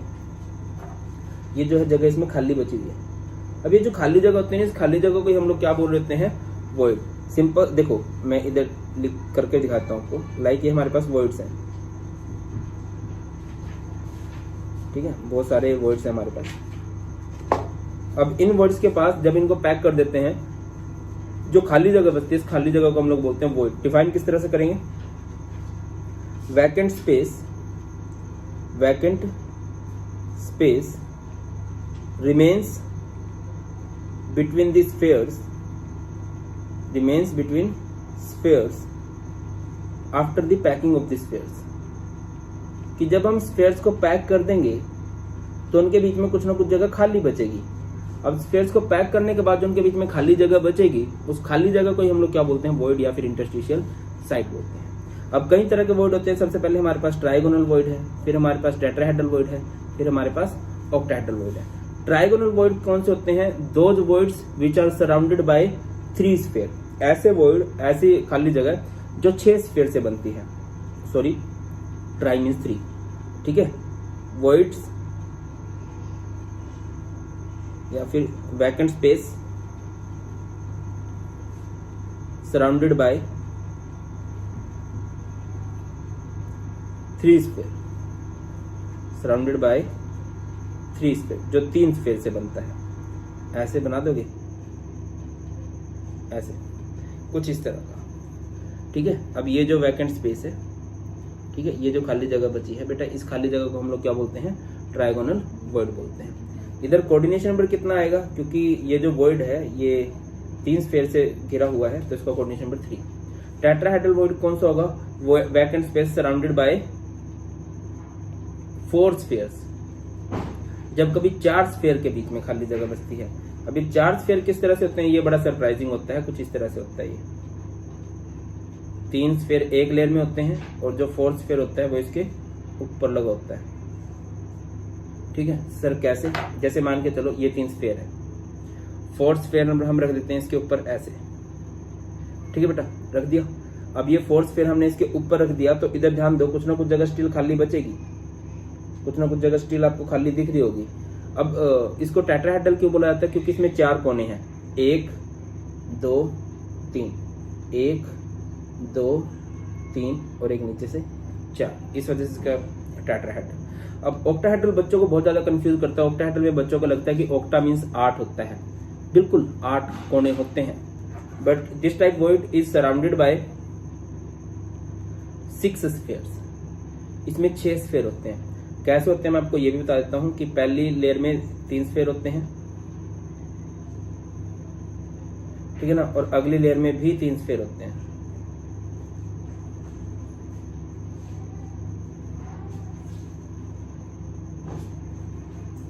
ठीक है, कुछ इस तरह से 3 नीचे 3 ऊपर। बट एक्चुअल में बनता कैसे मैं आपको बता देता हूँ। ऑक्टाहेड्रल शेप आप सबने पहले देखी भी होगी। जैसे बेटा ये दिख रहा होगा, ये कितने स्फेयर हैं, 4 स्फेयर हैं। ये हमने 5th स्फेयर इसके ऊपर रख दिया। अब आप देखना कितने कोने बन रहे हैं, 1 2 3, एक बैक साइड में 4। इसी तरह से एक स्फेयर नीचे की तरफ लगा होगा। जस्ट अ मिनट, ओके, शायद आपको ज्यादा भी 3D फील हो जाए। दिखाई दे रहा है कितने हैं, 1 कोना, ये 1 2 3 4, ठीक है, 5 6 7 और ये बैक साइड 8। तो इस तरह से यहाँ पे बेटा जी कोऑर्डिनेशन नंबर कितना बन जाता है, 8। ये हमारा ऑक्टाहेड्रल स्फेयर होता है। अब जब आप इसके क्वेश्चन करोगे ना, तो एक चीज याद रखना, कहीं पे अगर आपको पता है कि मान लो नंबर ऑफ पार्टिकल्स हैं, नंबर ऑफ पार्टिकल्स हैं n, ठीक है, वहां पे आपसे पूछ लिया जाए कि इधर ऑक्टाहेड्रल वॉइड कितने होंगे। याद रखिए कि कहीं पे जितने नंबर ऑफ पार्टिकल्स होते हैं ऑक्टाहेड्रल वॉइड उतने ही होते हैं। और नंबर ऑफ टेट्राहेड्रल वॉइड कितने होंगे भैया, उधर टेट्राहेड्रल वॉइड कितने होते हैं, double of number of atoms बोले तो 2n। बेटा जी ये रिलेशन याद रखना, बहुत सारे न्यूमेरिकल सॉल्व करने में आपकी हेल्प करेगा। अब अगला क्वेश्चन है फॉर्मूला ऑफ कंपाउंड, कि आप किसी कंपाउंड को फॉर्मूला किस तरह से बनाते हो, किस तरह से किसी भी कंपाउंड का फॉर्मूला दे सकते हो, ठीक है, बड़ा अच्छा क्वेश्चन बनता है। तो कैसे करेंगे भैया, ध्यान दीजिए। जैसे आपको क्वेश्चन दिया गया, एक कंपाउंड है जो कि A B से बना हुआ है, A एट कॉर्नर, ए कहाँ पर है, at corner and B at face centre. Give formula.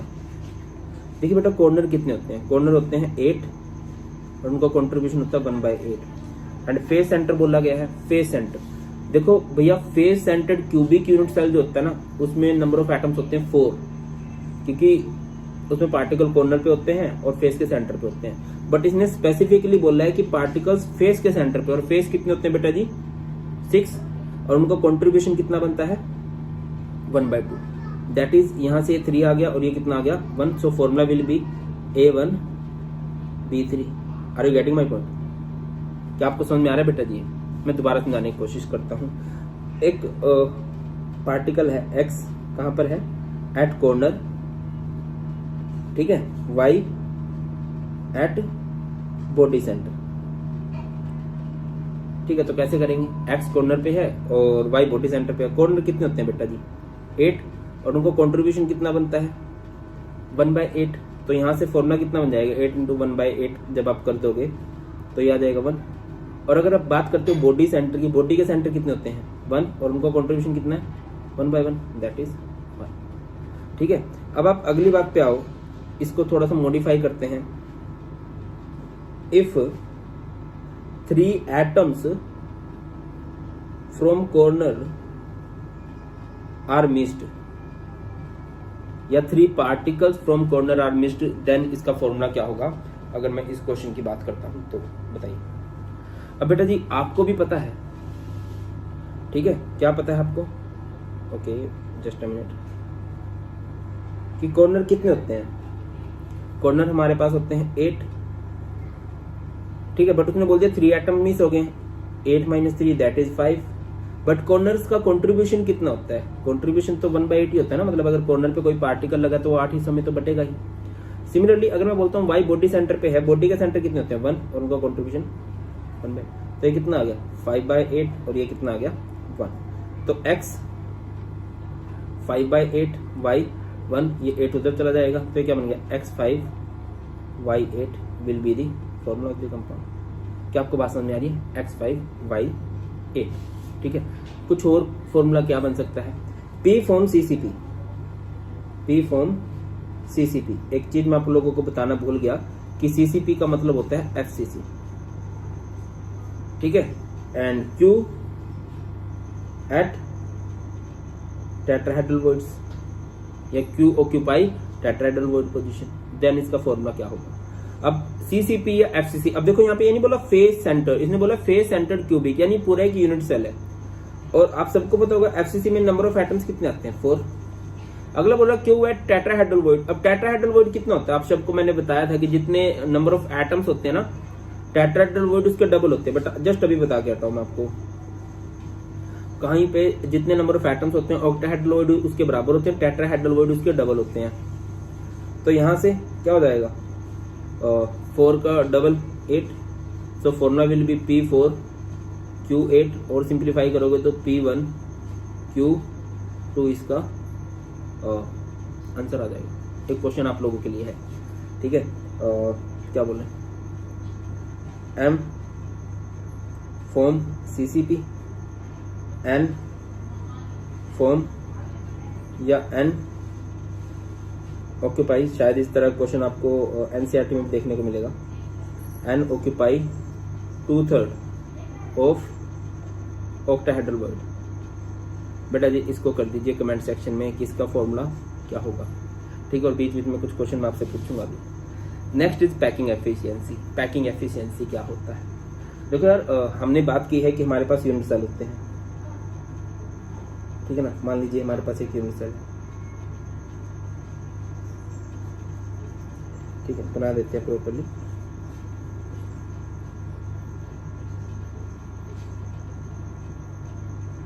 ये हमारे पास एक यूनिट सेल है। अब यूनिट सेल में पार्टिकल्स लगे होते हैं, कहीं भी लगे हो सकते हैं, ठीक है। सबसे पहली बात कहाँ पे तो होंगे ही होंगे, कॉर्नर्स पे तो लगे ही होंगे, ठीक है बेटा जी। अब ये पार्टिकल्स ना कुछ जगह ऑक्यूपाई करेंगे। अच्छा मुझे एक बात तो बताना कि अगर पार्टिकल सिर्फ कॉर्नर पे लगे हों तो वो कौन सा यूनिट सेल होता है? सिर्फ कॉर्नर पे, ठीक है। अब पार्टिकल्स इधर लगे हुए कॉर्नर्स पे, तो कुछ ना कुछ जगह ऑक्यूपाई की। अब इसने पूरे स्पेस के अंदर कितनी जगह ऑक्यूपाई की है उसकी परसेंटेज निकाल लेंगे, वही पैकिंग परसेंटेज है। जैसे आपके 10th में मार्क्स की परसेंटेज निकाली जाती थी, वो कैसे निकाली जाती थी कि टोटल कितने का पेपर हुआ है, ऊपर क्या लिखते थे, जितने आपने अटेन किए हैं, अचीव किए हैं, या मार्क्स आपके आए हैं, और इनटू में 100। पैकिंग एफिशिएंसी भी क्या है, it is the percentage, it is the percentage of total space occupied by spheres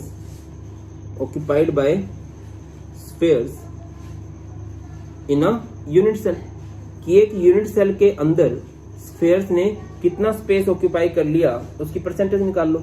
simple सा फॉर्मूला रहेगा पैकिंग एफिशिएंसी का, volume of spheres to the volume of unit cell, और परसेंटेज जब भी निकालते हैं इनटू में क्या लग जाता है भैया, 100। ठीक है, अब कुछ रिलेशन में आपको बताया तो जो आपके काम आएंगे। अगर आपके पास सिंपल क्यूबिक यूनिट सेल है तो उसकी पैकिंग परसेंटेज होती है 52.4%। अगर बीसीसी है तो उधर पैकिंग परसेंटेज होती है 68%। और अगर एफसीसी है, एफसीसी को दूसरा नाम सीसीपी भी होता है, ठीक है, इधर पैकिंग परसेंटेज होती है 74%। तो अगर आपसे पूछ लिया जाए कि मोस्ट एफिशिएंट पैकिंग किसकी होती है, सबसे बढ़िया पैकिंग किसकी होती है भैया, तो आपको दिखाई दे रहा है कि सबसे बढ़िया पैकिंग किसकी है इधर। सबसे बढ़िया पैकिंग होती है एफसीसी की, वो जिसने सबसे ज्यादा स्पेस ऑक्यूपाई किया है। और अगर आपसे पूछ लिया जाए लीस्ट एफिशिएंट पैकिंग किसकी है, ये आप कमेंट सेक्शन में बता सकते हो। ठीक है, अब आपसे ये भी पूछा जाता है, चलो ये तो होगी पैकिंग परसेंटेज, ठीक है, आपसे ये पूछ लिया जाता है percentage of unoccupied space. Unoccupied space बोले तो जो स्पेस नहीं ऑक्यूपाई किया जा सका, जो खाली जगह बच गई है। अब देखो बेटा, परसेंटेज की बात है, यानी कि टोटल जगह 100 मानी जाती है। अब 52.4% ऑक्यूपाइड है, तो वैकेंट स्पेस कितना बचेगा, 47.6। इसमें कितना बच जाएगा, 32%, और इसमें कितना बच जाएगा, 26%। पेपर में जनरली क्वेश्चन किससे बनता है, पेपर में जनरली क्वेश्चन बनता है इनकी ए में और आर में क्या रिलेशन है। ठीक है, फॉर सिंपल क्यूबिक ए जो होता है वो 2r के इक्वल होता है। ठीक है बेटा, और बीसीसी में अब जनरली ये पेपर में रिलेशन पूछा जाता है, सीधा डिराइव करना नहीं पूछा जाता, even it's not a physics class. ठीक है कि नहीं, तो फिजिक्स में डेरिवेशन ज्यादा इंपॉर्टेंट रहते हैं, केमिस्ट्री में डेरिवेशन कभी भी इंपॉर्टेंट नहीं रहे हैं, तो आप इनको सीधा याद कर सकते हो और 2-3 मिनट लगेंगे, सारा याद हो जाएगा। ठीक है, बट मेरे को उसको समझाने में तुम्हें उससे ज्यादा टाइम लग जाएगा, दैट्स व्हाई मैं इसको थोड़ा अवॉइड करूं। बट अगर आप ज्यादा फोर्स करोगे तो मैं इसको बना दूंगा, आप कमेंट सेक्शन में लिख देना कि सर हमें करना है। ठीक है, और बीसीसी में क्या रहता है, a = 4r/√3। याद कर लेना बेटा, ये रिलेशन बहुत काम के होते हैं, a = 4r/√3। और ये कितना रहता है एफसीसी, a = 4r/√2। ठीक है बेटा जी, ये है। अब चलते हैं इस चैप्टर का सबसे इंपॉर्टेंट टॉपिक जो ही की है डेंसिटी। डेंसिटी के न्यूमेरिकल इस चैप्टर में सबसे ज्यादा इंपॉर्टेंट रहता है, सबसे ज्यादा इंपॉर्टेंट भाई साहब। ठीक है, डेंसिटी का फॉर्मूला क्या होता है, क्या फॉर्मूला होता है डेंसिटी का, mass by volume, mass by volume. अब क्योंकि हमें यूनिट सेल की डेंसिटी निकालनी है तो आप लोग लिख सकते हो mass of unit cell by volume of unit cell. ठीक है, और इसको सिंपली रिप्रेजेंट किया जाता है रो से। और ज्यादा सिंपल जाना है कि दिनेश है, दिनेश की डेंसिटी दिनेश भाई रो रहा है, क्यों, क्योंकि उसकी जानू उससे मांगती है नया एप्पल का मोबाइल। दिनेश भाई क्या कर रहा है, रो रहा है, it is rho is density, क्योंकि उसकी जानू मांग रही है उससे नया एप्पल का मोबाइल। इसको कैसे याद रख सकते हो, rho is density, Z is number of atoms, number of atoms is different for different unit cell like simple cubic, BCC, FCC। इसको याद रख सकते हो, सिंपल क्यूबिक में नंबर ऑफ एटम्स आए थे 1, BCC में आए थे 2, FCC में आए थे 4, यही पूछे जाएंगे आपसे। और इसको सिंपली आप ऐसे भी याद रख सकते हो 1 2 का 4, 1 2 का 4। Na is Avogadro number, Na is Avogadro number, and Avogadro number की वैल्यू कितनी होती है 6.022 इंटू 10⁻²3। एंड ए बोले तो एज लेंथ, क्या होता है बेटा, ए का मतलब एज लेंथ होता है। ठीक है। और भैया एज लेंथ जो होती है, अच्छा डेंसिटी की जो यूनिट होती है ना, मतलब जो जनरली आप लोग एक्सप्रेस करोगे वो करोगे ग्राम पर सेंटीमीटर क्यूब में, ठीक है। तो जो एज लेंथ होती है जनरली आपको या तो नैनोमीटर में दी होती है, या फिर पिकोमीटर में दी होती है, या फिर आंगस्ट्रॉम में दी होती है। तो हम इसको मीटर में कैसे कन्वर्ट करेंगे? नैनोमीटर को 10⁻⁹ मीटर, पिकोमीटर को 10⁻12 मीटर, आंगस्ट्रॉम को 10⁻10 मीटर।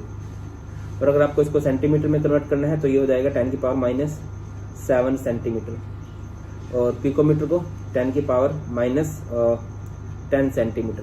क्योंकि ना मीटर को जब सेंटीमीटर में कन्वर्ट करते हैं तो उसको 100 से मल्टीप्लाई कर देंगे, और 100 यानी 10⁻2 इसमें प्लस हो जाएगा, तो थोड़ा सा चेंज हो जाएगा, ठीक है। और 10⁻10 है तो ये कितना हो जाएगा? 10⁻8 सेंटीमीटर। तो बेटा जी ये है डेंसिटी का सिंपल सा फॉर्मूला। अब थोड़े से ना इसके प्रीवियस ईयर के क्वेश्चन देख लेते हैं यार, कि प्रीवियस ईयर में क्वेश्चन किस तरह से बने हुए हैं। ये आपको बहुत ज्यादा हेल्प करेंगे किस टॉपिक से, ठीक है। और क्योंकि वो मैंने पहले ही करा रखा है तो थोड़ा सा आपको टी शर्ट में चेंज देखने को मिलेगा। तो एक बार इसके न्यूमेरिकल करते हैं। आपको क्वेश्चन दिया कैलकुलेट, मैं चाहता हूँ कि ये टॉपिक ना थोड़ा सा पक्का हो जाए, क्योंकि देखो यार फिजिकल केमिस्ट्री है, तो फिजिकल केमिस्ट्री में हमें ना ज्यादा न्यूमेरिकल्स पे फोकस करना है, ठीक है। और न्यूमेरिकल्स पे फोकस करना है तो ज्यादा प्रैक्टिस कर लेना, ठीक है।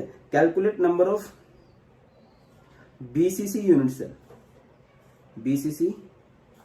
Cell in 20 gram of calcium. जैसे आपसे ये क्वेश्चन पूछा गया कि 20 ग्राम कैल्शियम के अंदर बीसीसी के कितने यूनिट सेल हो सकते हैं, तो यूनिट सेल कैसे निकाल लेंगे?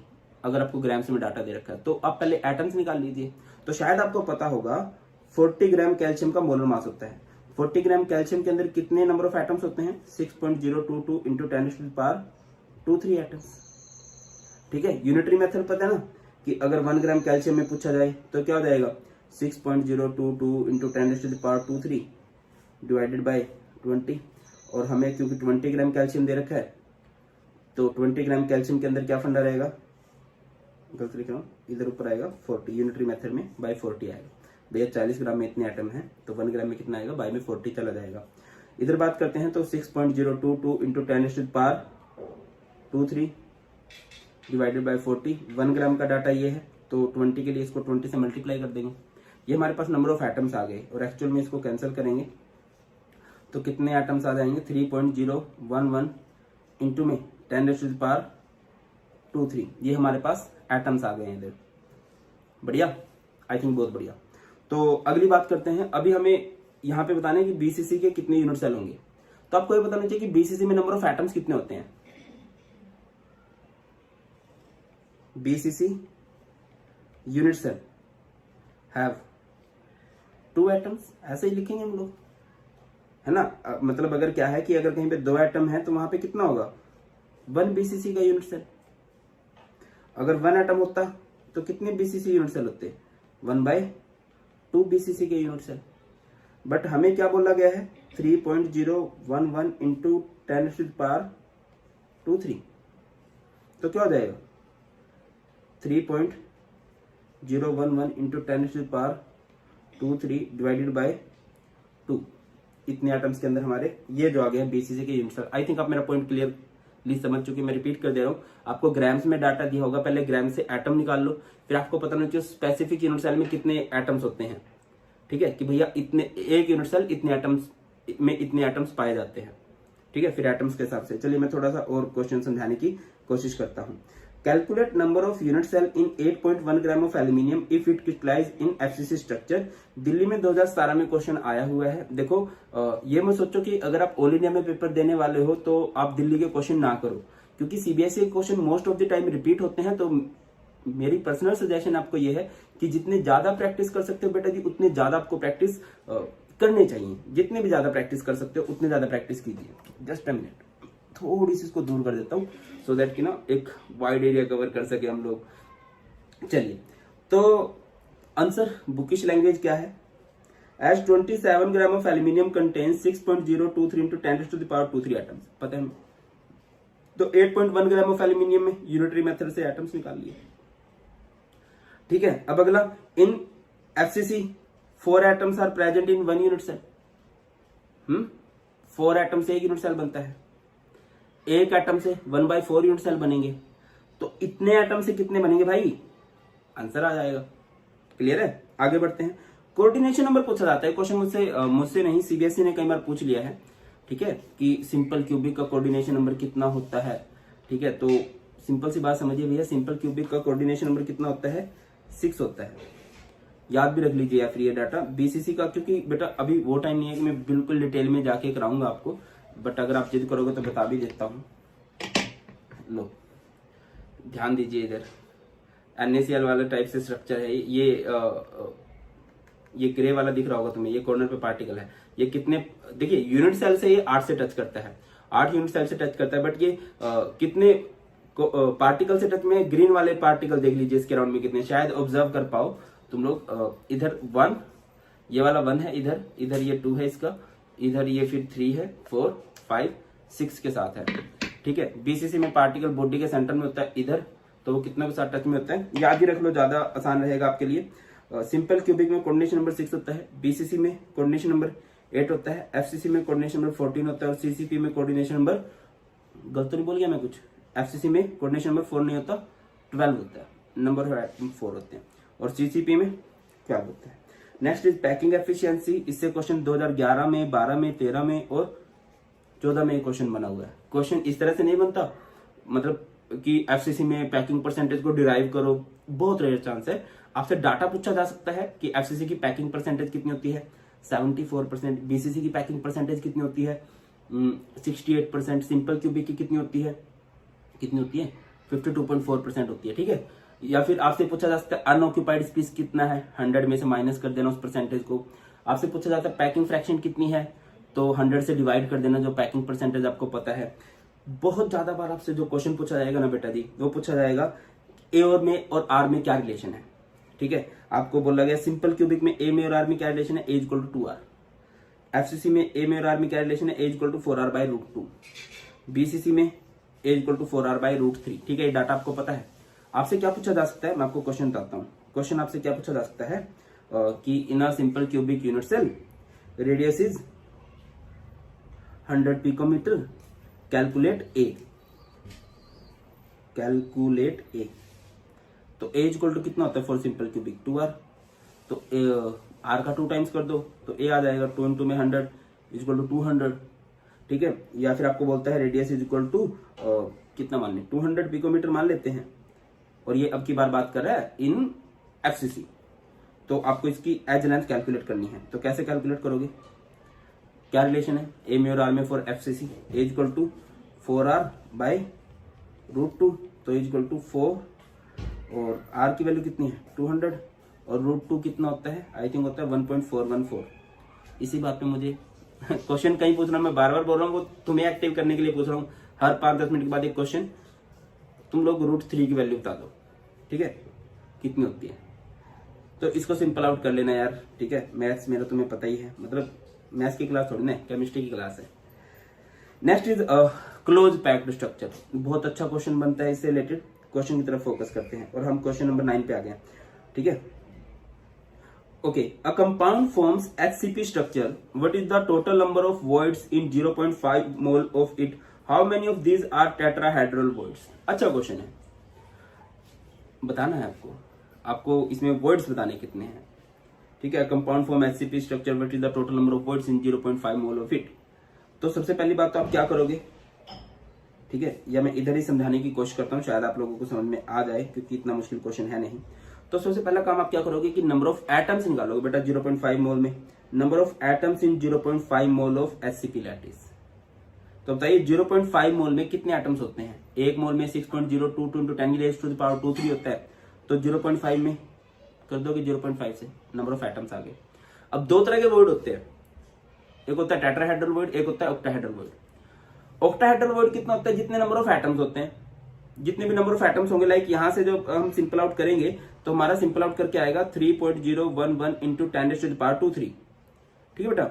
तो ऑक्टाहेड्रल वॉइड होते हैं जितने नंबर ऑफ एटम्स होते हैं, तो इतने ही हमारे पास ऑक्टाहेड्रल वॉइड हो जाएंगे। और जो टेट्राहेड्रल वॉइड होते हैं वो इसके डबल होते हैं। ऑक्टाहेड्रल वॉइड इतने हो गए, टेट्राहेड्रल वॉइड इसके डबल, इसका डबल करोगे तो आएगा 6.022 × 10⁻²3। तो एक क्वेश्चन तो आपका ये हो गया, आपसे पूछा गया कि टेट्राहेड्रल वॉइड कितने हैं, तो वो कितने होंगे 6.022 इंटू 10⁻²3। ठीक है, अब टोटल वॉइड बताने में तो दोनों को सम कर देंगे, दैट इज 9.033 इंटू 10⁻²3 आ जाएगा। कहाँ दिक्कत है भाई, क्यों पड़े हो चक्कर में, कोई नहीं है टक्कर में। ऐसा तुम्हें अपने आप को दिलासा दिलाना चाहिए कि हाँ भाई कोई टक्कर में नहीं, हम ही टॉप करेंगे। चलिए अगले क्वेश्चन की तरफ चलते हैं। Give formula of an alloy if gold is at corners and cadmium at face centre. आपको फॉर्मूला बताना है एक अलॉय का जिसमें कि गोल्ड कॉर्नर पर है। अब सिंस गोल्ड कॉर्नर पर है तो इसका कॉन्ट्रीब्यूशन क्या रहेगा, 8 इंटू 1/8 दैट इज 1।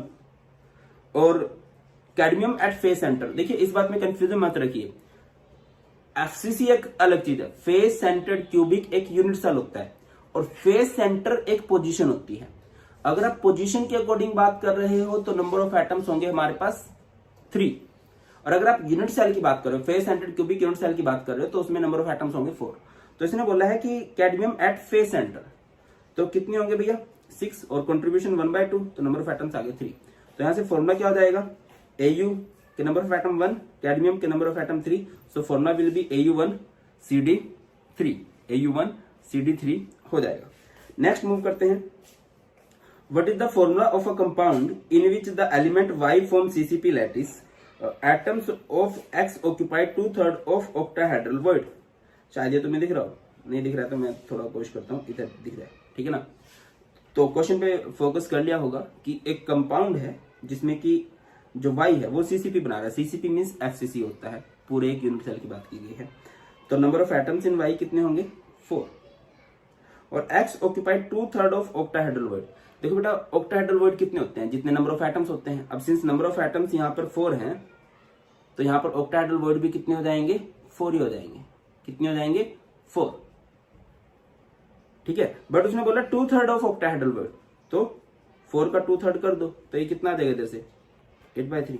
तो x कितना आया है 8/3 और y कितना आया 4, 3 को तो लेके जाएंगे, तो x 8 y 12 सिंपल आउट करोगे x 2/3। Are you getting my point, मैं क्या बोल रहा हूँ, शायद समझ रहे होंगे। मैं थोड़ा और, x कहां पर है, x फॉर्म CCP, CCP यानी कि x नहीं है y है CCP पर, y फॉर्म CCP, तो नंबर ऑफ एटम्स हो गए 4।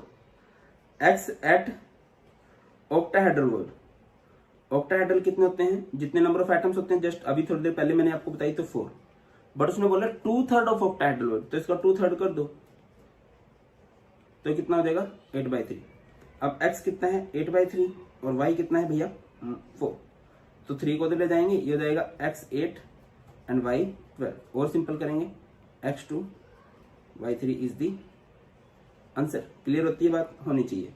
अगले क्वेश्चन की तरफ मूव करते हैं। अगला क्वेश्चन है what is the difference between tetrahedral and octahedral void. Simple सा डिफरेंस होता है, टेट्राहेड्रल वॉइड जो होते हैं वो 6 स्फीयर से सराउंड होते हैं, 6 स्फीयर के द्वारा बनते हैं, और 6 स्फीयर में कुछ ऐसा होता है कि 3 स्फीयर नीचे की तरफ होते हैं, ठीक है, और 3 स्फीयर ऊपर की तरफ होते हैं। और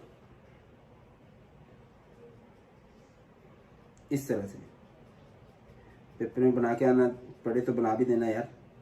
अभी मेरे पास आईपैड है तो पूरा स्फेरिकल बन रहा है, पता है ना, आईपैड तो किसी को मिलने ही वाला है, इसको सोच के भी तैयारी करो, ठीक है। और ये होता है ऑक्टाहेड्रल वॉइड जो कि 6 स्फीयर से बनता है, और टेट्राहेड्रल वॉइड किससे बनता है।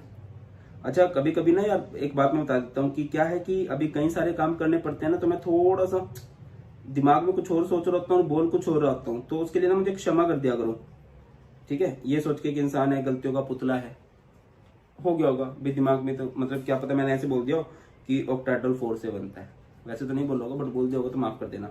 बाकी ये ऑक्टाहेड्रल है, ऑक्टाहेड्रल 6 स्फीयर से बनता है, और टेट्राहेड्रल जो है वो 4 स्फीयर से बनता है। Let's move to the next question. Okay, question number 12 तक हो चुका है। अब इस चैप्टर का सबसे इंपॉर्टेंट टॉपिक आता है, दैट इज डेंसिटी। और आप बोलोगे तो मैं आपकी एक्स्ट्रा प्रैक्टिस करने के लिए डेंसिटी के क्वेश्चन आंसर एक्स्ट्रा भी आपको शेयर कर दूंगा टेलीग्राम ग्रुप पे, कर लेना एक्स्ट्रा प्रैक्टिस यार। डेंसिटी इस चैप्टर की ना जान है, ठीक है। तो आप बोलोगे कि सर जब जान है तो 2019 में क्यों आई है, 20 में क्यों नहीं आई, क्योंकि 20 में ये चैप्टर सिलेबस में था ही नहीं, ठीक है, दैट्स व्हाई नहीं आई। अदरवाइज डेंसिटी का न्यूमेरिकल 101% श्योरली आना ही था। तो इस बात पे फोकस कीजिए, इसके न्यूमेरिकल जितने ज्यादा प्रैक्टिस कर सको ना उतना अच्छा है। क्या देख ही लेना ना, देख ही लेना, पेपर में तो सॉल्व करोगे वो एक अलग बात है, बट देखने भर से बन जाएगी बात। चलिए क्वेश्चन देखते हैं। Chromium crystallize in BCC structure, if its edge length is 300 picometre, find its density, atomic mass of chromium is 52U। देखो ये इस लेवल का सबसे आसान क्वेश्चन होता है कि अगर आपको कोई डेंसिटी फाइंड आउट करने को बोले, बट जनरली कभी भी आपको डेंसिटी फाइंड आउट करने को बोलेंगे नहीं। डेंसिटी के अलावा सब कुछ बोलते हैं, डेंसिटी नहीं बोलते हैं। टॉपिक का नाम डेंसिटी है, ठीक है। चलो तो भैया chromium crystallize in BCC structure, अच्छा डेंसिटी का फॉर्मूला तो पता है ना सबको, उसके बिना तो बात नहीं बनेगी। मैंने ना फिजिकल केमिस्ट्री के कुछ फॉर्मूला शीट दे रखी है, वो फॉर्मूला शीट डाउनलोड कर लेना, ठीक है। 4-5 पेज है, उसमें सारे चैप्टर के जो इंपॉर्टेंट फॉर्मूलाज हैं वो मैंने लिख दिए हैं। डेंसिटी का फॉर्मूला क्या होता है आपकी नॉलेज के लिए बताता चलूं। Density is represented by d और रो। फॉर्मूला होता है इसका z into m by N A into a cube, where z is number of atoms, जो कि सिंपल क्यूबिक में 1 होते हैं, बीसीसी में 2 होते हैं, एफसीसी में 4 होते हैं। M is atomic mass, N A is Avogadro number and a is edge length, ठीक है। उसके अकॉर्डिंग हमें डाटा को देखना है। चलिए क्वेश्चन को देखते हैं। अब सिंस इन्होंने बोला बीसीसी है, बीसीसी यानी कि नंबर ऑफ एटम्स कितने हो गए यहाँ से 2। If its edge length is 300 picometre, यानी कि एज लेंथ 300 पिकोमीटर है। और जनरली जो हम डेंसिटी सोल्व करते हैं वो सेंटीमीटर में करते हैं, तो पिकोमीटर को सेंटीमीटर में कन्वर्ट कर लीजिए तो हो जाएगा 300 इंटू 10 की power -10 centimetre. Find its density if atomic mass, तो ये डाटा आपको गिवन है।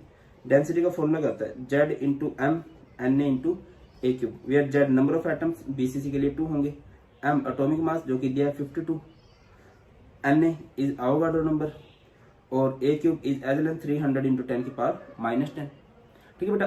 देखो क्या होता है कि न्यूमेरिकल्स के ना स्टेप वाइज नंबर होते हैं, आपको प्रॉपर स्टेप वाइज चल रहा है कि गिवन डाटा ये है, वी नो ये है, फिर पुट करोगे, फिर इसको सोल्व करोगे। आंसर के तो बहुत कम नंबर होते हैं, वे के नंबर होते हैं, और वे मतलब तरीका आपका सही होना चाहिए, ठीक है। ये पर्सनली मैं आपको रिकमेंड करूंगा, ठीक है भैया। तो क्या हो जाएगा 2 इंटू में 52, 27 इंटू 10 की पावर -24, और ये इसको जब सिंपल आप करोगे, मैथ्स मैं सोल्व नहीं करके दिखा सकता क्योंकि मेरा मैथ इतना तेज है भी नहीं, और 5 मिनट लग जाएंगे, ये वीडियो लेंथी हो जाएगी, आपने खुद करना है। नेक्स्ट क्वेश्चन की तरफ चलते हैं। An element x whose atomic mass is 40 gram per mole having FCC structure has unit cell as length 400 picometer, calculate the density of x and the number of unit cell in 4 gram of x। I think number of atoms मैंने आपको calculate करना सिखाया है, क्या बोलते हो, number of unit cell अभी just थोड़ी देर पहले कैलकुलेट करना सिखाया था। तो नंबर ऑफ यूनिट सेल तो आप लोग निकाल लोगे ना कि नहीं, कैसे निकालते हैं नंबर ऑफ यूनिट सेल बताइए। कैसे निकाला जाएगा कि नंबर ऑफ एटम्स निकाल लोगे भाई उस स्पेसिफिक पोर्शन में। अब जस्ट अभी बताया था आपको मैंने, जैसे आपको बोल रहा है कि ये कितने में निकालना आपको 4 ग्राम के अंदर, और यूनिट सेल कौन सा है एफसीसी। पहले मैं आपको थोड़ा सा अलग से इसको सोल्व करके दिखा देता हूँ।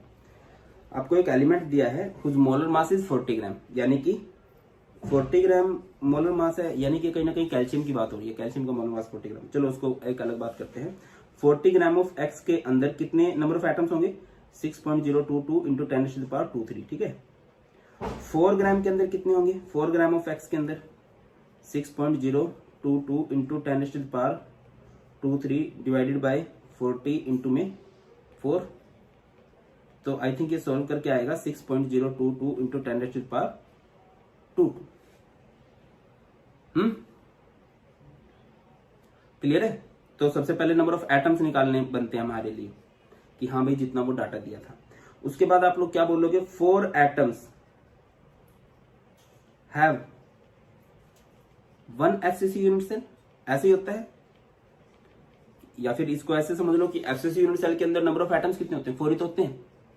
तो उसके बाद 1 अगर एटम होता है हमारे पास तो नंबर ऑफ यूनिट सेल कितने होते हैं एफसीसी के 1/4 एफसीसी यूनिट सेल। सॉरी अभी गांव में रहने के कुछ नुकसान भी हो जाते हैं, वैसे तो फायदे ही होते हैं।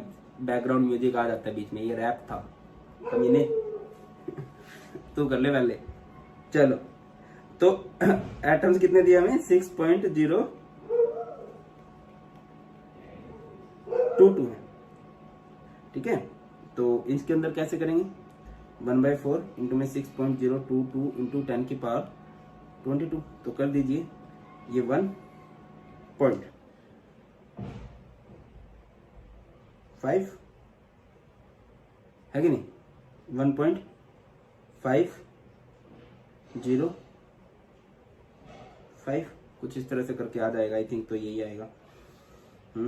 ये अरे भैया गलत थोड़ी ना कर सकते हैं, मैथ देख रहे हो तुम्हारे सर का, ये प्लस वाले बच्चे देख रहे हो, भरोसा कर लो मेरे मैथ पे। आंसर का दो आंसर सामने लिखा था ना, आंसर लिखा नहीं था, मैंने किया है वो। चलो टॉपिक पे आते हैं। अब हमने इसकी डेंसिटी निकालनी है। डेंसिटी कैसे निकालेंगे भैया, एज लेंथ दी गई है, गिवन डाटा क्या क्या है। सबसे पहले तो एटॉमिक मास दिया है, दैट इज m, कितना दिया है 40। उसके बाद एक्सिस स्ट्रक्चर है तो z कितने हो जाएंगे यहाँ से 4, और एज लेंथ कितनी दी गई है आपको 400 पिकोमीटर, और पिकोमीटर को हम लोग, मैंने बोला ना जनरल डाटा हम सेंटीमीटर में कन्वर्ट कर लेते हैं, तो 400 इंटू 10 की पावर -10। तो इसके बाद क्या होगा, डेंसिटी का फॉर्मूला क्या होता है, z into m by N into a cube. तो बेटा इसके बाद क्या होगा, z is 4, atomic mass is 40, Avogadro number is this and Avogadro edge length is this. तो इसको सिंपल आउट कर लेना है, क्लियर है। चलिए अगला क्वेश्चन। अच्छा, क्वेश्चन कब आया था 2018 में। मैं रिपीट कर रहा हूँ, देखो यहाँ पे मैंने डेंसिटी की कोशिश की है, क्योंकि कितने मर्जी न्यूमेरिकल्स हम लोग कर सकते हैं, जितनी ज्यादा वो आप लोग करो वो ज्यादा अच्छा है। मैं आपको वे समझा सकता हूँ कि हाँ यार कुछ इस तरह से क्वेश्चन बने हुए हैं, ज्यादा प्रैक्टिस कर लेना, ठीक है, प्लीज रिक्वेस्ट कर रहा हूँ तुम लोगों से। अगला क्वेश्चन है 2016 में आया था, an element crystallize in a BCC lattice with a cell edge of 500 picometre, the density of the element is 7.5 gram, how many atoms are present in 300 gram of the element. देखो यार ये question अच्छा है, आपको इसमें unit cell नहीं बताने हैं, आपको इसमें नंबर ऑफ एटम्स बताने हैं, ठीक है। तो नंबर ऑफ एटम्स पता होने के लिए क्या होना चाहिए हमारे पास, इसका मोलर मास या एटॉमिक मास होना चाहिए, जो कि नहीं गिवन है।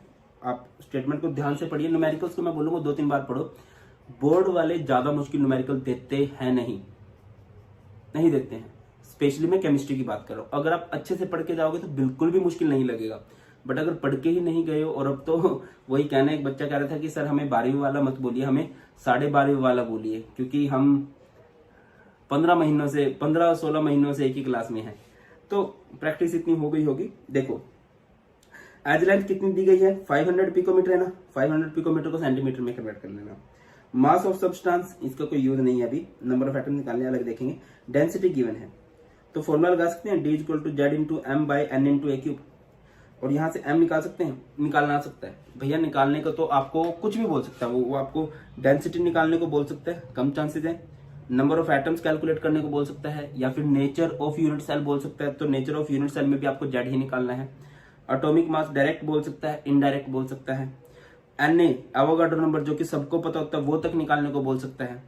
एज लेंथ निकालने को बोल सकता है, रेडियस निकालने को भी बोल सकता है, क्योंकि एज लेंथ पता होगा तो रेडियस भी कैलकुलेट कर सकते हो।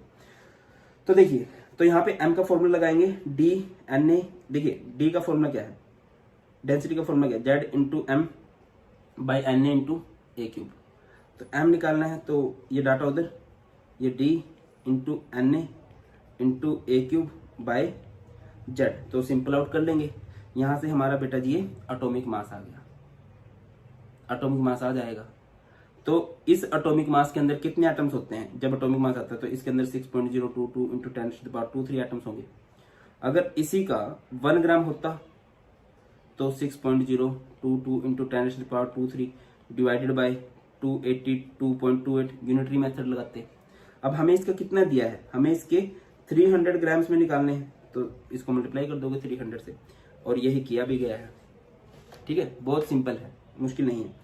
अगले क्वेश्चन पे चलते हैं। An element with density 2.8 gram per centimetre cube forms a FCC unit cell with edge length 4 into 10 की power -8 centimetre, calculate the molar mass.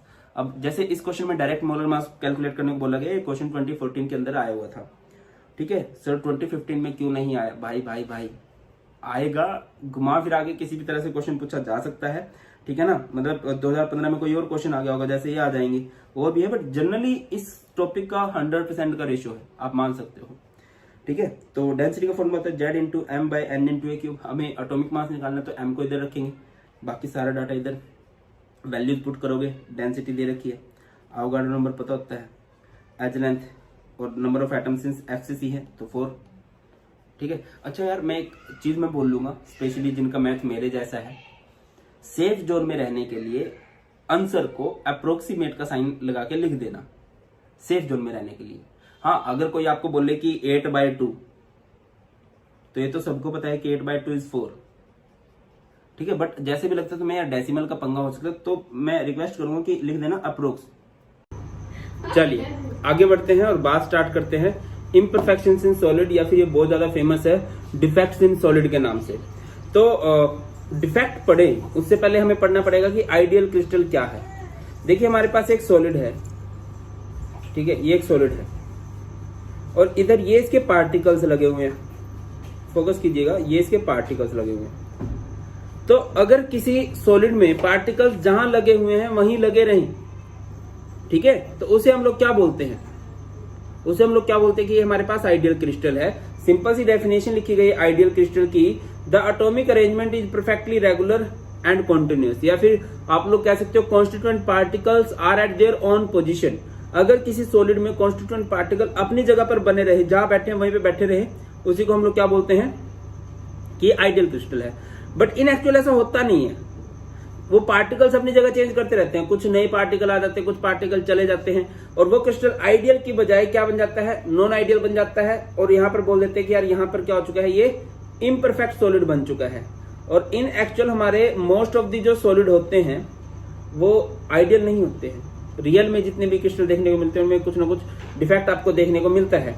But in real crystal due to some reasons the arrangement of atom is disturbed along a point or along a line or in a region, कि जो particles है वो change हो जाएंगे। Like इधर जैसे particles लगे हुए हैं बेटा, पॉसिबल है कि इधर से पार्टिकल कम हो जाए, तो अब यहाँ पर क्या हो चुका है, ये इम्परफेक्ट हो चुका है, और यहाँ पर क्या हो चुका है भैया, डिफेक्ट हो चुका है। अब डिफेक्ट दो तरह के होते हैं, एक होता है पॉइंट डिफेक्ट, एक होता है लाइन डिफेक्ट। हमने पॉइंट डिफेक्ट को पढ़ना है, लाइन डिफेक्ट को हमने नहीं पढ़ना, ठीक है। अब डिफेक्ट दो तरीके से हो सकते हैं, कुछ कम करना या फिर कुछ ज्यादा करना। सबसे पहले मैं बात कर देता हूं अबाउट वैकेंसी डिफेक्ट। जैसे कि नाम से क्लियर लग रहा है बेटा जी आपको, वैकेंसी डिफेक्ट में होता क्या है, वैकेंसी डिफेक्ट में वैकेंसी क्रिएट होती है। देखिए ये मेरा एक आइडियल क्रिस्टल है, ये मेरा एक परफेक्ट क्रिस्टल है जिसमें पार्टिकल्स लगे हुए हैं। अब इधर से अगर आप नोटिस कर पा रहे हो तो एक पार्टिकल इधर से उड़ान भर चुका है, गायब हो चुका है, तो यहाँ पे कौन सा डिफेक्ट आ चुका है, vacancy. Atom missing from an atomic site, atom किसी साइड से मिस हो जाएगा। Occur due to imperfect packing during crystallization, this result in decrease in density of substance. बेटा जी सिंस यहाँ पर पार्टिकल मिस हो जाते हैं तो मास कम हो जाएगा, और अगर मास कम हो जाएगा तो डेंसिटी भी इधर कम हो जाएगी, ठीक है। और देखिए अगर यहाँ पर आप टेम्परेचर बढ़ाते हो तो ज्यादा वैकेंसी क्रिएट होगी, मींस टेम्परेचर बढ़ाने से वैकेंसी डिफेक्ट बढ़ जाता है। इससे मिलते जुलता एक डिफेक्ट होता है इंटरस्टिशियल डिफेक्ट, मिलता जुलता नहीं होता, इसका टोटली अपोजिट होता है। इंटरस्टिशियल वर्ड आप लोग शायद सुन चुके हो, वॉइड या फिर इंटरस्टिशियल साइट्स क्या होती है कि जब हम स्फेयर्स को पैक करते हैं उनके बीच में जो खाली जगह बचती है उसे हम लोग बोलते हैं वॉइड या फिर इंटरस्टिशियल साइट। तो इसी तरह से इंटरस्टिशियल डिफेक्ट होता है। देखिए ये हमारे पास एक परफेक्ट क्रिस्टल है, अब इस परफेक्ट क्रिस्टल में आपको दिख रहा है बाहर से एक पार्टिकल आ चुका है। जब बाहर से कोई पार्टिकल आके स्पेस ऑक्यूपाई कर लेता है तो हम उसे बोलते हैं कि यहाँ पर क्या है भैया, इंटरस्टिशियल डिफेक्ट आ गया है। Addition of an extra atom within a crystal structure. अब सिंस यहाँ पर एक नए पार्टिकल की एंट्री हुई है तो मास इंक्रीज होगा, और मास इंक्रीज होने से density of the substance also increase हो जाएगी। And vacancy and interstitial are inversely proportional phenomena. Inversely proportional मतलब इनवर्स फिनोमिना है, वैकेंसी में कुछ कम होता है और इंटरस्टिशियल में कुछ ज्यादा होता है। आगे बढ़ते हैं डिफेक्ट्स इन सॉलिड। तो बेटा डिफेक्ट्स की अगर मैं बात करता हूं तो मैंने बात करी पॉइंट डिफेक्ट होता है, लाइन डिफेक्ट होता है। पॉइंट डिफेक्ट के फर्दर टाइप्स होते हैं, इम्प्योरिटी डिफेक्ट, फिर उसके बाद ये स्टोइकियोमेट्रिक डिफेक्ट होते हैं, नॉन स्टोइकियोमेट्रिक, एंड इनकी फर्दर ब्रांचेज होती हैं। वैकेंसी और इंटरस्टिशियल मैं आपको बता चुका हूं।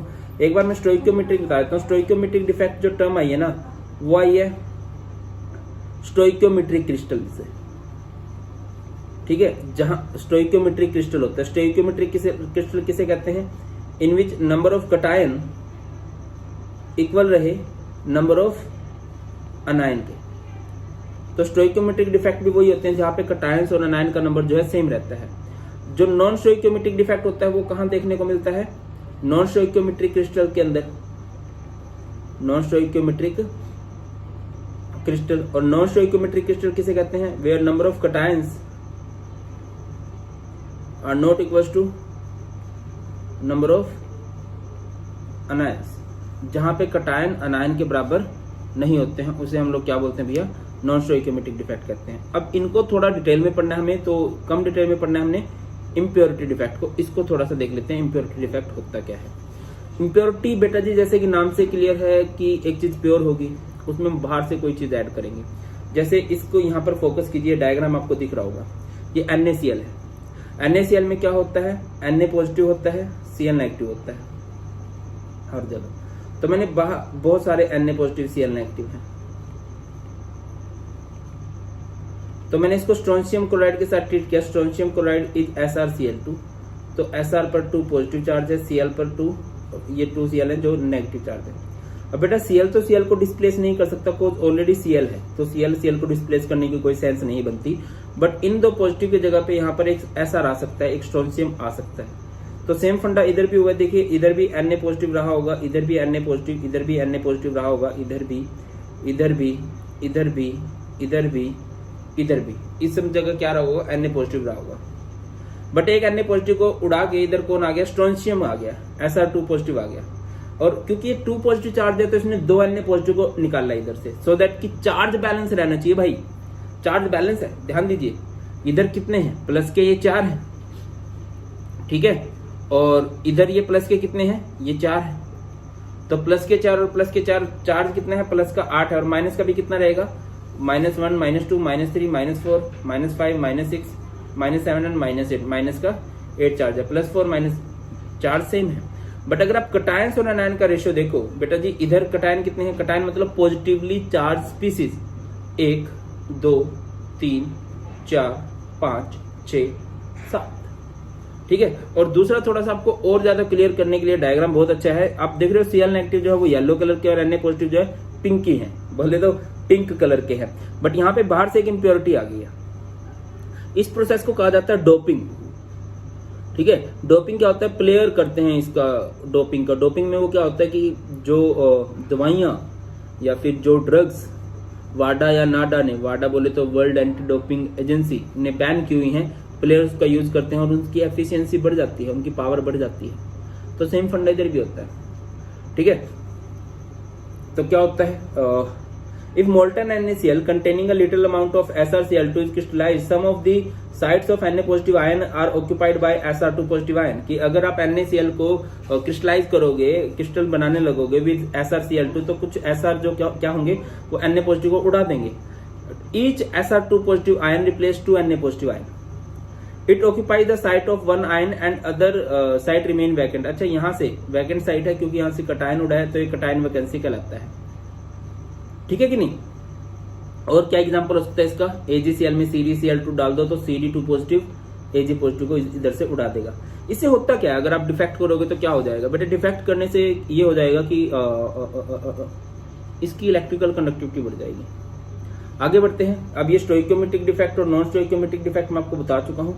स्टोइकोमेट्रिक डिफेक्ट क्या होता है? जिसमें जो स्टोइकोमेट्री है वो डिस्टर्ब नहीं होती है, मतलब कटायंस का और अनायन का जो रेशियो है वो सेम रहता है, ठीक है। Do not disturb the stoichiometry. और नॉन स्टोइकोमेट्रिक डिफेक्ट में क्या होता है? स्टोइकोमेट्री डिस्टर्ब हो जाती है, मतलब जो कटायंस और अनायन का रेशियो जो सेम रहता है वो चेंज हो जाता है। अब स्टोइकोमेट्रिक में वैकेंसी और इंटरस्टिशियल तो हमने पढ़ चुके हैं। बहुत इंपॉर्टेंट है बेटा जी इधर शॉर्टकी एंड फ्रैंकल डिफेक्ट, बहुत बहुत बहुत इंपॉर्टेंट है।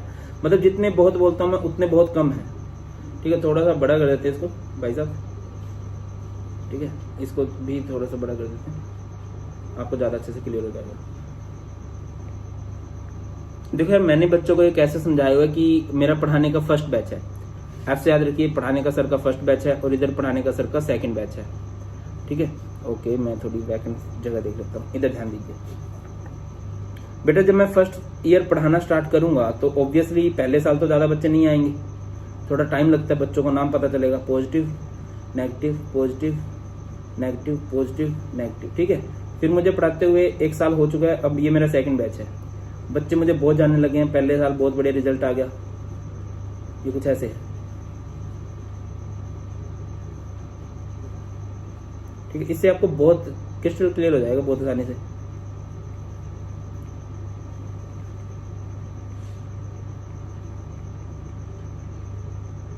और मैंने एक चीज बोली है कि यार अगर आपको केमिस्ट्री को बहुत इजीली समझना है ना, तो एक काम करो कि पॉजिटिव को मेल मानने लगो और नेगेटिव को मानने लगो फीमेल। पॉजिटिव को आप लोग मेल मानो और नेगेटिव को मानो फीमेल। देखो मैं हमेशा एक चीज बोलता हूँ कि बाबू सोना नहीं बनना है, बट बाबू सोना हर साल बनते हैं। मेरे कहने पर से थोड़ी ना सारे पढ़ेंगे, मेरे कहने पर से थोड़ी ना रुक जाएंगे कोई। तो ये बाबू सोना है इधर, ये बातें कर रहे हैं। अब क्योंकि पहले साल पढ़ाना स्टार्ट किया, ज्यादा बच्चे भी नहीं है तो ज्यादा स्ट्रिक्टनेस भी बरत नहीं सकता मैं, तो मैं क्या करूंगा, इस बाबू को ना, इस पॉजिटिव को यहां से उठा के पीछे भेज दूंगा। ठीक है, हमने इसको उठा के पीछे भेज दिया। भाई साहब ने अपनी जगह खाली छोड़ दी और किसी दूसरी जगह चले गए। सेम बात क्या हुई कि अगले साल भी बच्चे बातें मार रहे हैं भाई, यहाँ पर बाबू सोना बातें करने लगे, है ना। तो मैं क्या करूंगा, अब स्ट्रिक्टनेस बढ़ती जा सकती है। और अभी क्योंकि नाम बहुत चल गया तो बैच में भीड़ बहुत होने लगी है, तो खाली जगह तो नहीं है। अब मैं बाबू को नहीं निकाल सकता, मेरे को दोनों निकालने पड़ेंगे। सर क्यों? क्योंकि फिर मेरे पे पार्शियलिटी का इल्जाम लग जाएगा। क्योंकि ये किस्सा फेमस हो चुका था कि भारत सर ने लड़का लड़की बात कर रहे थे बट लड़के को पीछे भेज दिया। और अगर मैं इधर भी एक लड़के को बाहर निकालूंगा, मतलब लड़के को क्यों नहीं बाहर निकाला, मैं इनको दोनों को बाहर निकाल के इनके घर फोन कर दूंगा। आई लाइक इट, मजा आएगा ना इन दोनों को। भाई घर वालों से फिजिकल वायलेंस करवानी चाहिए। चलो टॉपिक पे आते हैं। मेन फंडा ये है बस, और कुछ भी नहीं है। इधर ध्यान दे रहे हो कि इधर ये बाबू सोना थे। अब देखो बेटा, यहाँ पर आपको दिख रहा है फर्स्ट बैच है भीड़ भाड़ कम है, सेकंड बैच है भीड़ भाड़ थोड़ी ज्यादा है। तो इधर हमने क्या किया, एक पॉजिटिव को उठा के इधर भेज दिया, या किसी दूसरी जगह भेज सकते हैं। ठीक है, तो इस डिफेक्ट में क्या होगा, जनरली कटायन जो है अपनी जगह छोड़ के किसी दूसरी जगह पे चला जाएगा। Cation leave their site and occupy any interstitial site. और इधर क्या है, जितने कटायंस हैं उतने ही अनायन बाहर चले जाते हैं। Equal number of cations and anions are missing from their crystal sites. ठीक है, मिस हो जाएंगे वो। अब क्योंकि बेटा जी इधर नंबर ऑफ पार्टिकल जो है, क्योंकि भाई साहब को अंदर ही बिठा रखा है, तो पार्टिकल्स कम या ज्यादा नहीं हुए, मास सेम रहेगा, डेंसिटी भी सेम रहेगी।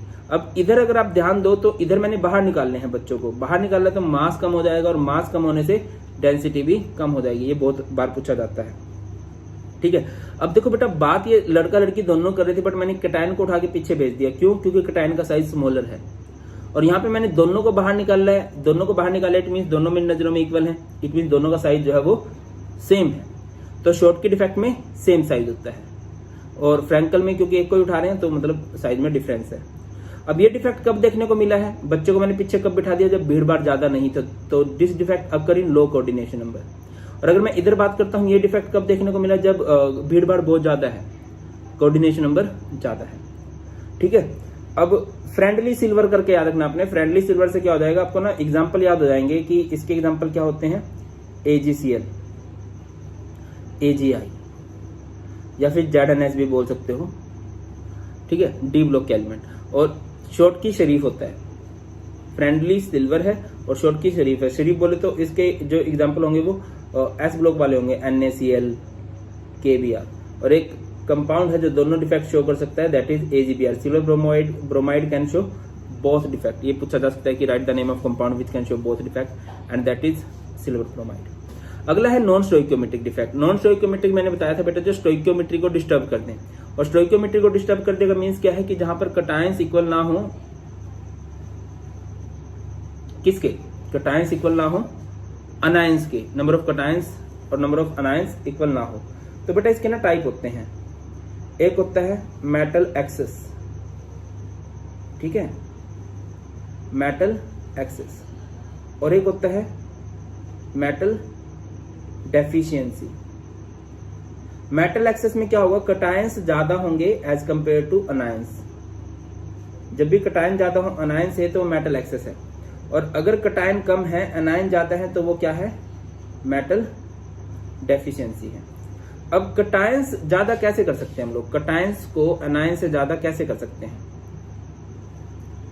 या तो अनायन वैकेंसी हो जाए बेटा, अनायन अपनी जगह छोड़ के चला जाए, या तो वो 3 इडियट फिल्म साइलेंसर। टॉप करने के 2 तरीके होते हैं, या तो आप खुद बहुत ज्यादा पढ़ो या दूसरों को ना पढ़ने दो। ठीक है, बट साइलेंसर जो है खुद भी बहुत पढ़ता था और दूसरों को पढ़ने भी नहीं देता था। टॉपिक पे आओ, कटायन ज्यादा करने के 2 तरीके हैं, या तो अनायन कम हो जाए या फिर कटायन ऑक्यूपाई करें इंटरस्टिशियल साइट्स को। कटायन ऑक्यूपाई करने किसको, इंटरस्टिशियल साइड्स को। मेन यही सबसे ज़्यादा इंपॉर्टेंट है, बाकी तो वैसे ही है। ये बहुत ज़्यादा इंपॉर्टेंट है एनायन वैकेंसी वाला, कि आपने एक कंपाउंड लिया और वो कंपाउंड भी कौन सा ले लोगे आप लोग, NaCl ले लेना, ठीक है। Na positive Cl negative, Na positive Cl negative, Na positive Cl negative, Na positive Cl negative, Na positive Cl negative, Na positive Cl negative. आपने इसको गर्म करना है in the atmosphere of sodium. तो जब आप सोडियम के एटमॉस्फेयर में इसको गर्म करोगे तो ये ब्रेक हो जाएगा किसमें, Na पॉजिटिव में और इलेक्ट्रॉन में। अब बेटा मुझे बताओ, अब Na पॉजिटिव Na को तो डिस्प्लेस नहीं कर सकता, मतलब सेम चार्ज वाले एक दूसरे को रिप्लेस कर सकते हैं, बट Na पॉजिटिव ऑलरेडी है तो वो उसको डिस्प्लेस नहीं करेगा। तो थोड़ी देर बाद आप क्या ऑब्जर्व करते हो कि यहाँ से ना एक Cl उड़ान भर चुका है, ठीक है बेटा। यहाँ से एक Cl जो है अपनी उड़ान भर जाएगा, ये जगह खाली हो जाएगी, ये Cl बाहर निकलेगा Cl नेगेटिव और इस Cl के साथ जुड़ जाएगा, NaCl बन जाएगा। और ये इलेक्ट्रॉन देखिए यहाँ पे क्या क्रिएट हो चुका है, एनायन अपनी जगह छोड़ के गया ना, तो इधर क्या आ गई है, एनायन वैकेंसी। हम यही तो बताना चाह रहे हैं कि एनायन वैकेंसी, और इस एनायन वैकेंसी में क्या आ जाएगा, कोई ना कोई इलेक्ट्रॉन आ जाएगा। और इलेक्ट्रॉन के आते ही इसे बोलते हैं फार्बन सेंटर या फाब सेंटर। और फाब सेंटर का मतलब क्या है, कलर्ड सेंटर। ये जो NaCl है, NaCl का कलर आप सबको पता होगा, NaCl जो होता है, नमक जो होता है वो व्हाइट कलर का होता है, बट इसका कलर व्हाइट से येलो हो जाता है। कब होता है, जब NaCl को गर्म करेंगे हम लोग in the atmosphere of sodium. तो सोडियम एक एक्टिव मेटल होती है, इलेक्ट्रॉन रिलीज करेगी, Na पॉजिटिव बनेगा, तो यहाँ से Cl नेगेटिव बाहर निकलेगा, उस एटमॉस्फेयर वाले सोडियम के साथ जुड़ेगा और वो इलेक्ट्रॉन उस Cl नेगेटिव की जगह को ऑक्यूपाई करेगा, इस इलेक्ट्रॉन ने इसकी जगह को ऑक्यूपाई करेगा। एनायन वैकेंसी में जब इलेक्ट्रॉन आ जाता है तो उसे बोलते हैं फाब सेंटर या फिर कलर सेंटर।